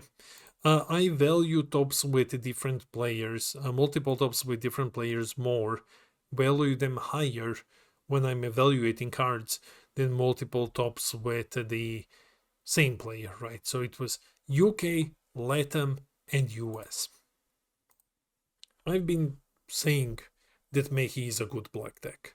For a long time, I've been saying that this is actually a genuinely strong black deck. And Mehi has been pulling results here. So it's still a viable option. It is still capable of topping. The barrier blockers are still very significant cards, even going into the next format. The ability to cheat cards and then draw a lot and all of that, that's also still cool. He has more tech options than most decks do. We have been seeing that more and more when it comes to Mehi. I think he remains competitive. I think Mehi will remain competitive, but it's among the last picks. Well, not necessarily among the very last picks, but you have to say no to Pan and to go Jita first before you go with Mehi. It is still doable because Mehi is just a flat out a different type of a deck. You're not going super crazy aggro.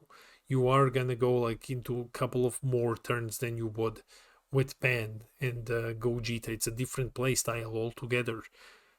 So is Mehi going to be tier 2? Seeing all of the horrible things that are coming up soon, horrible things for it, I still think that you can do relatively well with Mehi. I'm going to believe in it. I'm gonna say that Mehi is still tier 2. Okay. Let's see. Android 21. Here we go. Okay, Android 21. Do we have anything on this deck? Yeah, it did top. It topped once. It topped twice, actually. Huh. Who would say both times in America? I am absolutely shocked. Okay, cool. So, Android 21 next format is going to be slapping this thing around so horribly, so bad. Yeah, you'll have to deal. I don't want to mention some of these leaders until I get to them, but you will have to deal with a lot. I am going to place Android into Rogue because it can top exclusively in US and it has stopped, but I don't think that the upcoming format is gonna do it any favors. Then we have Gamma. Okay, I like getting to decks which are actually pulling their weight now. Gamma is the best blue deck at the moment. I am going to say that Gamma is better than Bojack.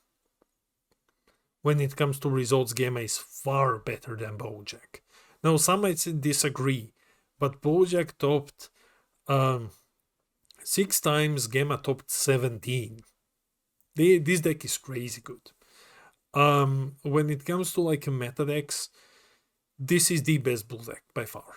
This is the best blue deck. It's still going to continue going strong. It has a floodgate, which is something that blue struggles with. It has a lot of combo power, a lot of battle tricks.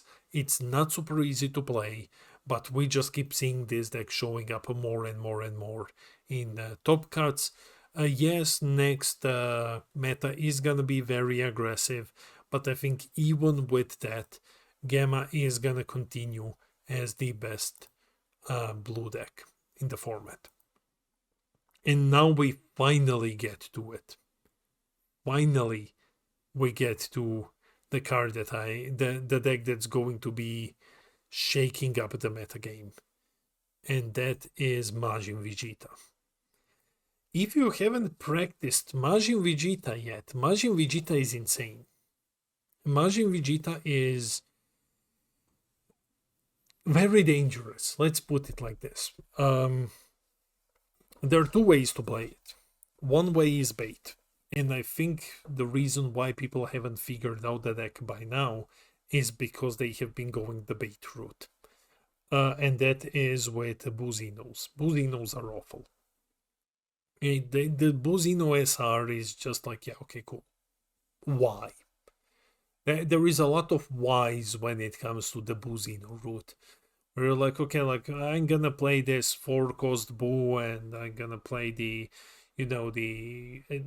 Dragon Ball, and I have my field out, and all of that is cute, but I will say that all of that is also kind of shit when you compare it to pure Majin Vegeta route.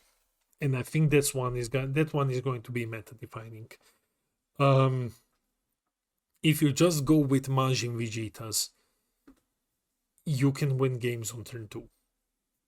This is going to be another one. This is going to create a metagame again that is see your floodgate in opening hand or lose. Right, Majin Vegeta also needs to see a couple of things. Majin also needs to see a couple of things. It needs to see the newest anniversary box card, and it needs to see its SR. Those are the two things that you need, basically. You're not playing field, you're not playing the new Babidi or any of that shit. You're playing 3 or 4 Boos just so that you can play the old Babidi with tutors to help you with consistency, and then you just go crazy with Vegetas. Keep in mind, and yeah, I will be talking about this deck more. I have a video on it. Your ability to activate main to cheat in the SR, activate main from the newest card, is not limit 1. You can play 2 of your SRs in the same turn and then swing twice for 30k triple before comboing anything. Majin Vegeta is fucking insane. Like this deck is wow. And this is going to be the next green meta-defining deck. And it is going to create a scenario in which your opponent, if you see your things, which you should because you are playing a bunch of double strikers and draws and overlords and all of the jazz to help you draw more cards as fast as humanly possible. Well, double strikers are just here for aggro. If you see your things and your opponent doesn't open with the floodgate, you will kill them on turn 2. That's just how it is. And if you're facing, for example, Broly, congratulations, your Vegetas are colossal. They will hit Broly as well. So Majin is going to be a meta-defining deck going forward. This is the best green deck. And this frames a lot of the tier list, actually. Cell has a problem dealing with this, though Cell also has a problem with Gogeta slamming into it, right? Cinzino is going to fold to this completely. Piccolo, Trunks, all of these like tier 2.5, Bojack can get ran over by this very, very fast. So Majin Vegeta is going to be similar to Broly, a gatekeeper deck. It might take just a bit for people to realize how good Majin route is. That's why we're making a video on it. Next up we have the shitty one. Okay, 1 second. We have the Fake Invoker. Where is it? Fake Invoker is just ass. This deck got some support with the new promos. I've read them, and like Peter Dance is also like, this is Fake Invoker, we're not touching this. The deck is pretty whatever, especially in the upcoming format. It's just kind of pretty whatever. Gonna throw him into locals because it got support. Otherwise, I would throw it into trash. Big thing that I forgot to say. Big thing that I forgot to say for Big Iron, and I will mention it now when I go to Beerus. Beerus, blah blah blah blah blah. Where are you? Here we go. Beerus gets a new card, a new promo, which is really good. Which is really, really good. There is a Beerus with, for 1 energy, I will download it. Give me just a second. It is easier to explain it like that. So, card database. I'm on Deck Planet, the best deck builder in the world. Set is promo, and the card is a red Beerus. 1 sec. Huh. It's multicolored. Yeah. It's not red, it's multicolored. I'm just feeling, a bit retarded today. So let's go with it. Here you go. This is what I'm talking about. This new Beerus is amazing. This and Goku are the best cards from the new TPs. The Beerus says unique deflect offering for every 2 markers on your red Z Unison, reduce the energy cost by 1 yellow, so it's basically a 1 cost. Auto Spirit Boost 1. When this card is played, choose up to 1 of your opponent's battle cards, and during this turn, negate its skills, and it gets minus 30k.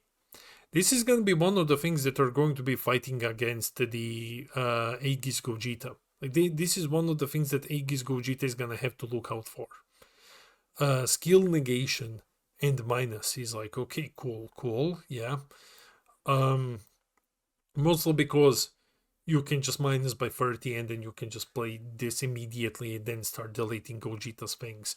You're minusing, skill negation doesn't really matter, but you can early on just play it and just minus 30 for it. Skill negation helps in a couple of niche situations, but not as much versus Gogeta. So, but the minus is a big one. This one goes into any yellow deck, any red deck, including the Beerus, but there is a part of it that's going to be warping the metagame a bit, and that is this card is Fierce Foe. This card goes into Broly. Yeah. Broly gets an offering and minus 30 with skill negation. And that's insane. Yeah, you're not hard casting it, you will just cheat it out. So yeah.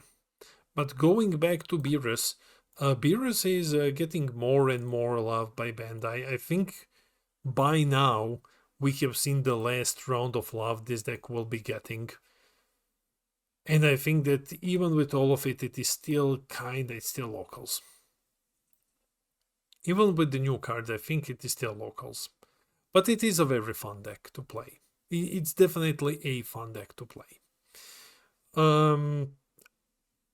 Defense is always an issue, and especially when you look at what's like in the first 3 tiers. Yeah. Then we have Shlonku. Shlonku got some support. I just placed it here to call it Shlonku, and then just say, like, guys, this deck isn't really that good. It goes into locals. And that's all that I have to say. Bandai needs to give the Big Dong Shlong a bit more support. See you later. Or something like that. Now let's talk about good leaders again. Red U7. I have tested out Red U7, and I think this deck is really good. I think Red U7 is really good. It's in competition for the best red deck in the format. It's definitely in competition for it. However, whether or not it is, depends on solely one factor, and that is, will Vegeta get hit? If Vegeta gets hit, Red U7 is the best red deck in the format. If Vegeta doesn't get hit, there is no reason to play Red U7. That's basically how it is. That's what the deck is being gate kept by. Vegeta does everything that Red U7 does, but better. So even with all of the new support, he does everything but better. So where do we go with U7? Honestly, to be fully honest with you, I am still going to put him into tier 2. And I'm going to explain why. As long as Vegeta exists there in its current form with Broly's and all that shit, Vegeta is by far the best one. But considering that U7 is still your second best choice, despite there not being any real reason to pick it over Vegeta, still makes it a competitive deck. Because if you go with the next best choice, you will still be able to top the event. It's still like the second best. It's just not tier 1. So when it comes to all other red decks, U7 is still up there. Like as, top dog of red decks. Which is why I'm gonna say that, yeah, this one is competitive. You can top with it. You definitely can top with it. You can wreck face with this deck. But that comes with a big asterisk of there is no reason to run it instead of Vegeta. That doesn't make the deck non-competitive. So yeah, it doesn't make it non-competitive, but it will fold into Broly. It will probably fold into Broly. So yeah, I feel comfortable placing it here. Provided that you've actually listened to what I said. Next we have Trunks.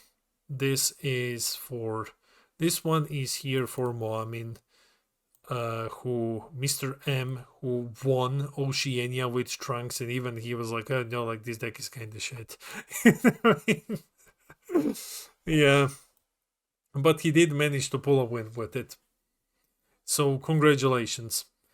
And I'm still gonna place it into locals. I absolutely agree that the deck is not the best, but like, hey, it is here because Mr. Ram managed to win with it.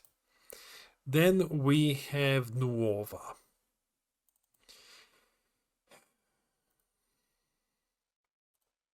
I mean, it's Nuova.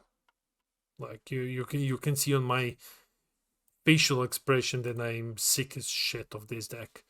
It's still the best. It's still the best yellow deck in the entire format.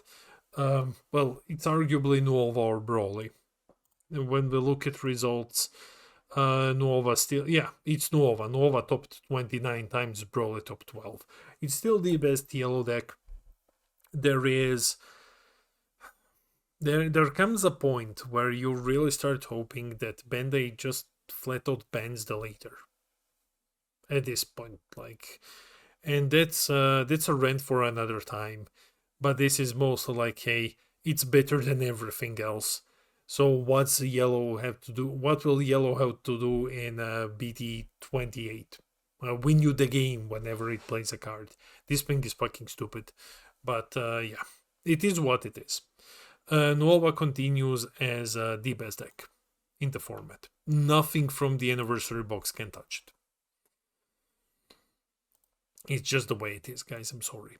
Then I also wish it got hit by now. SSB Vegito is cool.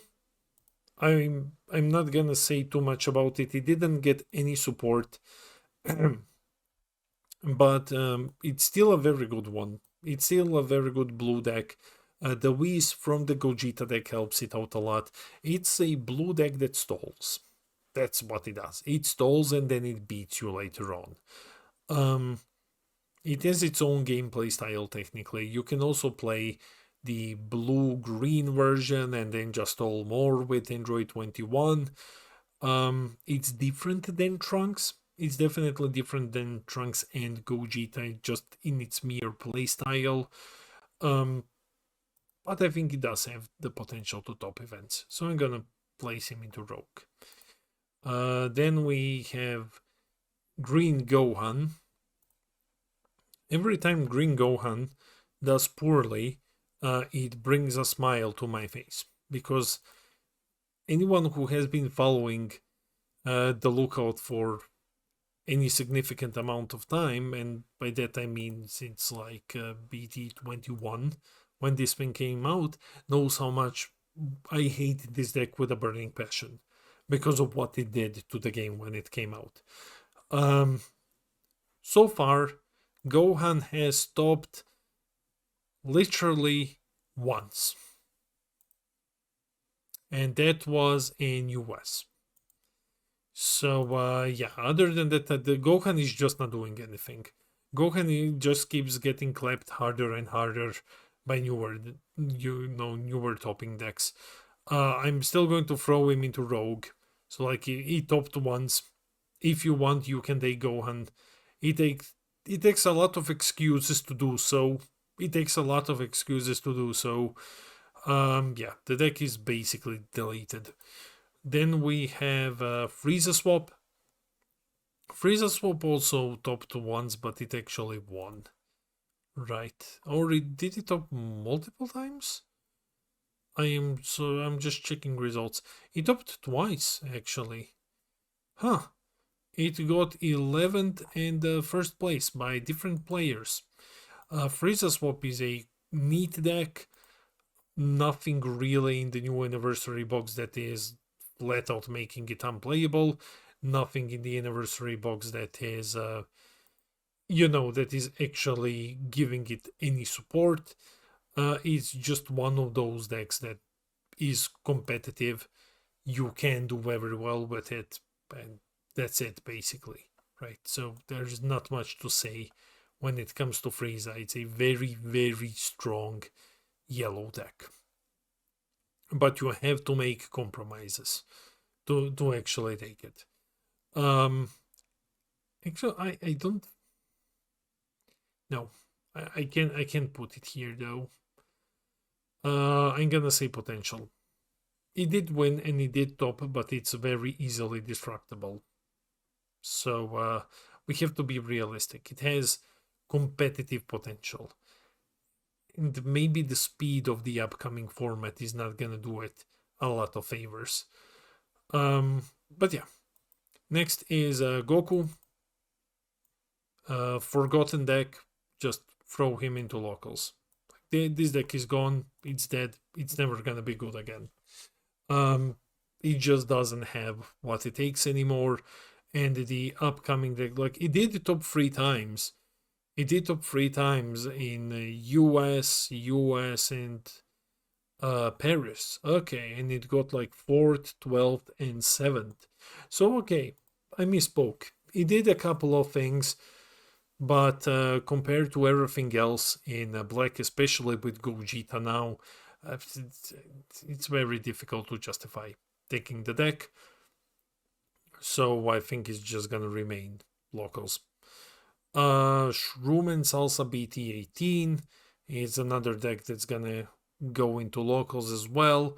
It did top once. It is hard to kill basically, and that's its entire thing.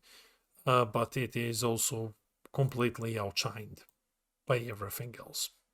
Like we're just in an era where even defensive decks are so much better than this here.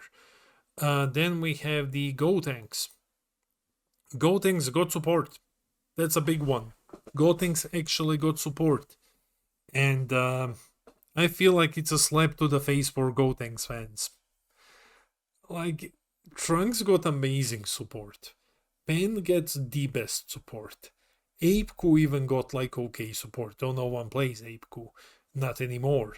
And then you have Gotenks. And Bandai thinking for some reason that paying free for the big guy is reasonable. You pay to, you don't pay free for the big Gotenks card. It's just not feasible. Yeah, it's cool because if you go into turn 5, you can do horrible shit with Celzino and rip out Colossal Hands. But other than that, like, it's, yeah. It is a locals deck. Unfortunately, when it comes to these starter decks, Gotenks has been the worst one. Ever since it came out, it just hasn't been pulling the weight. And that is very unfortunate in my opinion. Now let's go to Tapion. Tapion is good. Tapion is still okay. It did reach the finale yesterday, if I recall correctly. I don't know whether or not it won, but it did very well yesterday again. It is a deck that still has competitive potential. Whether or not it's gonna be like actually a competitive deck, we will see that. I think it's one of those that does well only in America again. Let me just check. America, Latam, Amsterdam as well. Okay. So those were like mostly smaller events, but the American one was good in player size. Tapion still has a loyal audience and it still has his own tricks. So it would be disingenuous to say that it is a bad deck, right? It's probably better than Rogue. It's probably still like over here with competitive potential decks. Okay. Next up we have Fu. Yeah. Not much to say. Nothing has changed for Fu, guys. Fu had one top in Oceania with 32 players, and he hasn't shown up since. Fu, I'm sorry to Fu players, but like he's not even Rogue anymore. I think Fu can go into locals. It's very hard to justify playing Fu. It is very hard to justify playing Fu because other black decks are just so much better. Like it got completely outshined. The meta is also not doing it way too many favors either. So I think Fu falls off hard. Definitely falls off hard now. Then we have Trunks Mai, which I play, and I don't know how many others actually do, or at least the version that I play. I'm going to slap Trunks Mai into Rogue as well, the healing pot version, and for the same reason as Go Bros, basically. Now you draw even more. And that's it. Like that's the one buff that it gets. It draws more now. The cool thing that Go Bros can't do, but Trunks Mai can, is Trunks Mai can hit Broly through its auto, where it can become 25k and actually fight Broly. The Unison, the newest TP is just a Unison killer. Any Unison deck is gonna crumble against this because you will just destroy the markers entirely. So yeah, it is pretty good. It is pretty good. I would say Rogue, but not that anyone actually plays it. Then we have Reddit. Reddit is slowly but surely becoming my favorite hand destruction deck. I love Reddit. I really do. Let me go just a bit up for everyone who wants to see what is in tier 1. Reddit is just not there. The problem is Reddit still needs support. It needs a way to awaken early. That's what it needs more than anything. The problem with Reddit stems from, well, look at tiers 1 and 2. Look at the amount of black decks and then you realize that Reddit just doesn't stand a chance. Unfortunately, Reddit doesn't stand a chance. The better black is, the worse Reddit is, and Reddit still needs more ways to draw. Reddit still needs more support. So the deck is far away, and I hope that Bandai actually plans on rebooting the leader. U7, the sublet deck. Okay, played by only sublet. Topped, well, not only Big K Carlton, who also plays at our locals, did well with it. So yeah, a couple of players actually got well with it. It's just Sublet who plays it the most in NA. This deck is good, and this deck is gonna remain good. So it's your third best pick, around your third best pick for yellow decks, especially when it comes to yellow good stuff. You just go with this, and yeah, it's gonna remain competitive. There is not much to say. Still enough combo power to fight off early game aggression. Still enough removal. It's just the second best yellow good stuff deck. Future Gohan is very good at something else, which is like, hyper defense, barrier walls, and stuff like that. Goku is just like, I want to cram in good stuff. I want to draw a bunch of cards. I want to role play. I want to cosplay Nova, basically. And in that, it is very good. Then we have Power Wish. This deck is gradually becoming less expensive, which is cool. It's, unison centric, very expensive to play, less expensive by the day. Got third place and second place. The only two times it showed up, it got third and second. And that was on an 80 player event and a 118 player event. So the deck has it where it counts. It definitely has it where it counts. I think it's going to continue strong. So we can put him into competitive. Well, I would say competitive potential, right? We can do it like this. Decks that I'm unsure of whether or not they are 2 or 3. But he did place and he did very, very good. So we can do competitive, sure. Then we have a deck that no one cares, man. Like, it's hard to pretend to care about this one. At least, I mean, there are a couple of players who definitely like this one, and that is the Yellow Baby. I don't think that the anniversary box. I think the anniversary box support is cute, and that's about it. You will draw from offering. You will build a big board. You will have your billion swings with Baby. And I will still tell you that the starter deck Baby is infinitely better than this one at what it wants to do. And that's be like a super aggro Yellow Baby deck. So I don't think that this one is gonna do anything. With anniversary box support, I think it's just bad and it's gonna go into locals. A deck which should get more love, which should be getting much more love, and for some reason it isn't. Now, I'm not sure whether or not it's because players just don't want to play this deck, is Golden Cooler. Golden Cooler is amazing. I don't get why players aren't running it. Yeah, I do get why. Cumbers are very expensive. Cumbers are really expensive. So in Europe, they're like 15 euros or something like that, and you need 4 of them. Yeah, but I still think that Cooler is even in the upcoming metagame, that it is a competitive deck. Yeah, it struggles a lot without the Unison. Actually, with Majin Vegeta, I think Majin is going to be pushing Cooler out. Majin has a lot of marker removal.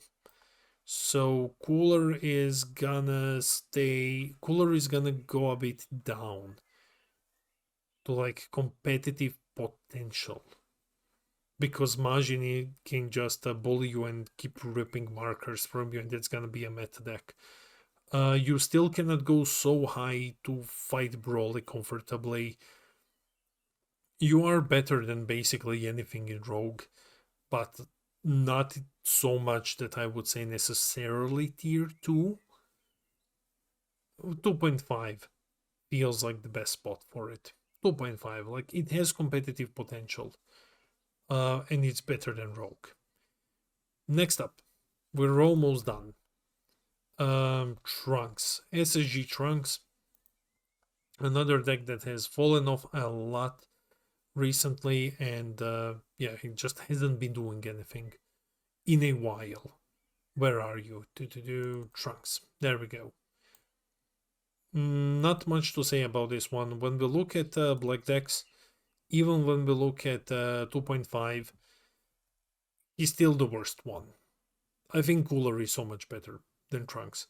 So Trunks is not necessarily bad. He's fighting for relevancy and he's losing. So yeah.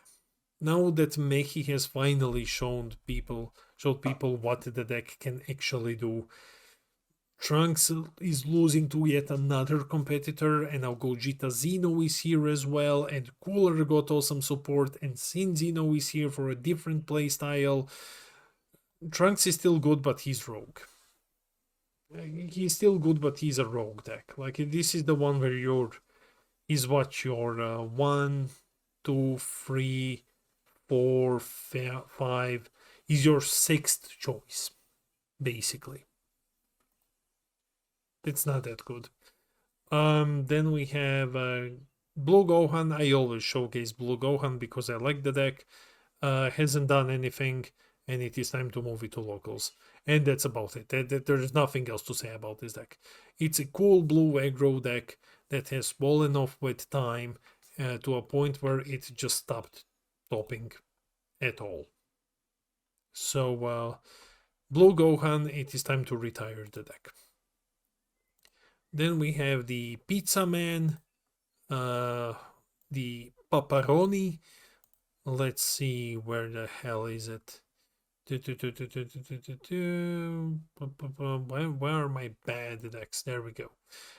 Pizza Man got new support, helps you play the Anilaza faster. It is definitely what the deck needed. But it's not gonna make the deck very good. However, it's going to move him from trash to locals. I think this is now a locals deck, and there's not much more to say. Mid-Jita. Okay, Mid-Jita is not that bad, actually. The deck did do well now. I think it was Excel who played it and won Masters Cups with it in UK. It's good in the hands of good pilots. In the hands of players who absolutely know what they are doing. But even in that case, it is still like not the best. It is still not the best, even in the best case scenario.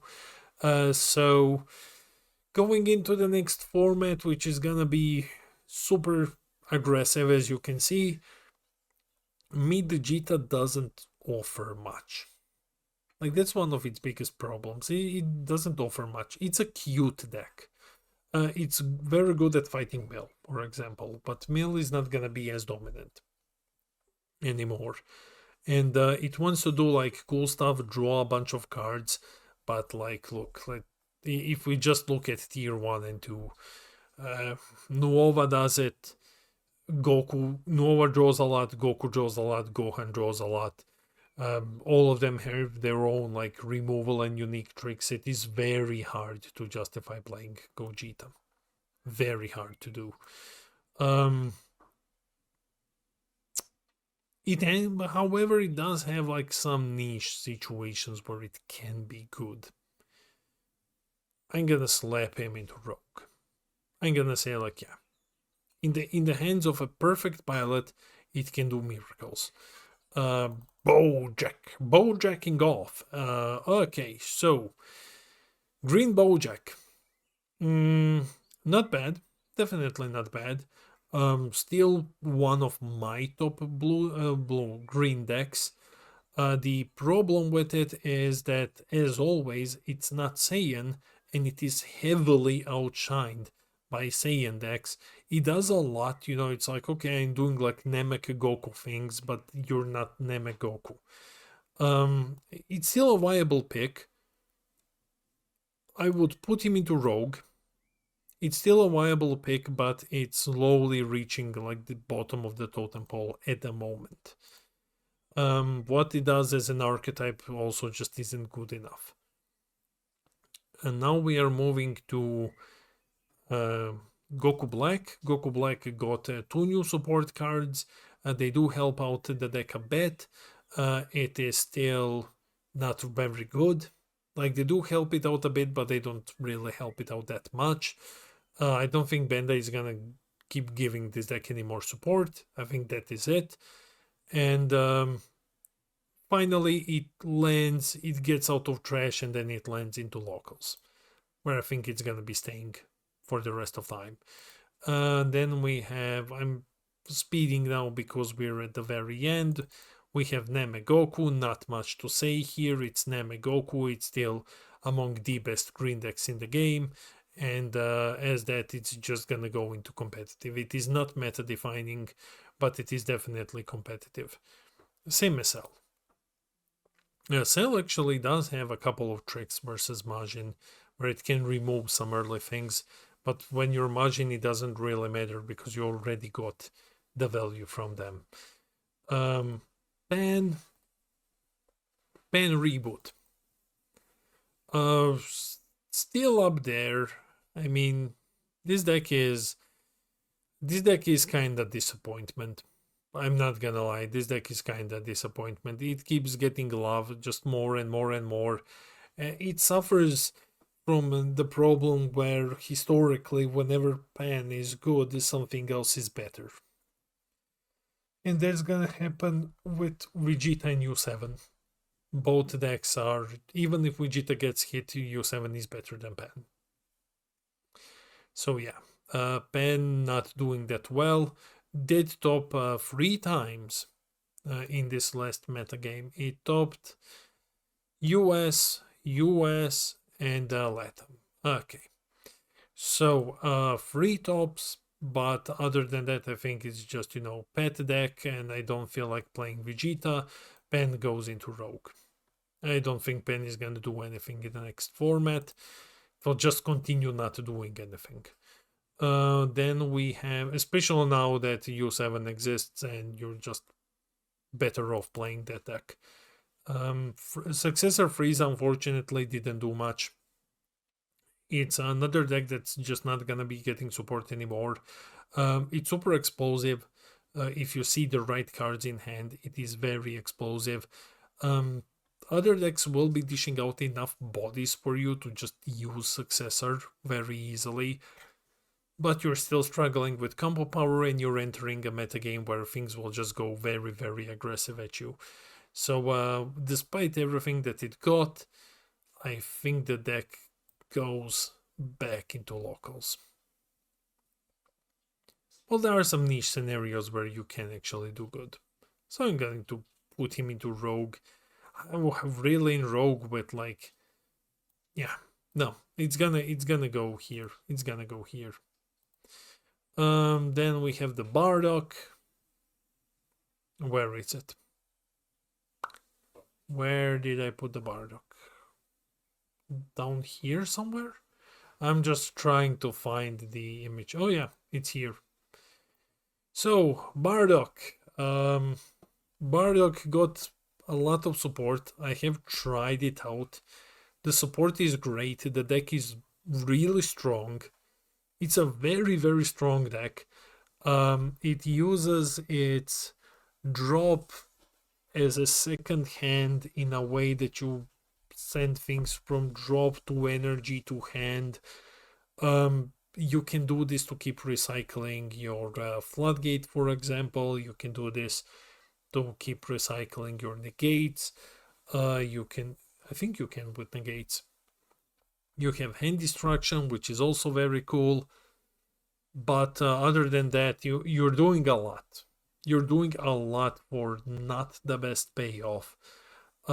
It's really a toolbox deck that you absolutely need to know how to play, and it's still, with all of the support, it's still struggling against the first like 3 tiers, I would say. You have to play it flawlessly, and even then it's an uphill battle. It's gonna go into locals. Hedgiak, same as always.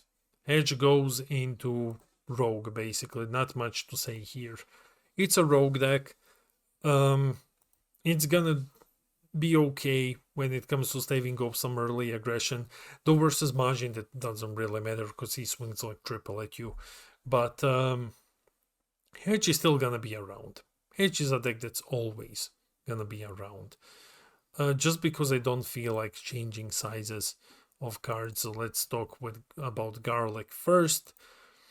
Garlic got a decent support. Unfortunately, he exists in a world where red exists, so despite all of the hype, now even if Vegeta gets hit, Goku is gonna continue doing similar shit to Garlic.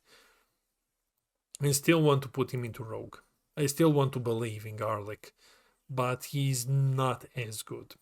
He's not. You can do okay with him if you manage to dodge all of the red X at the event.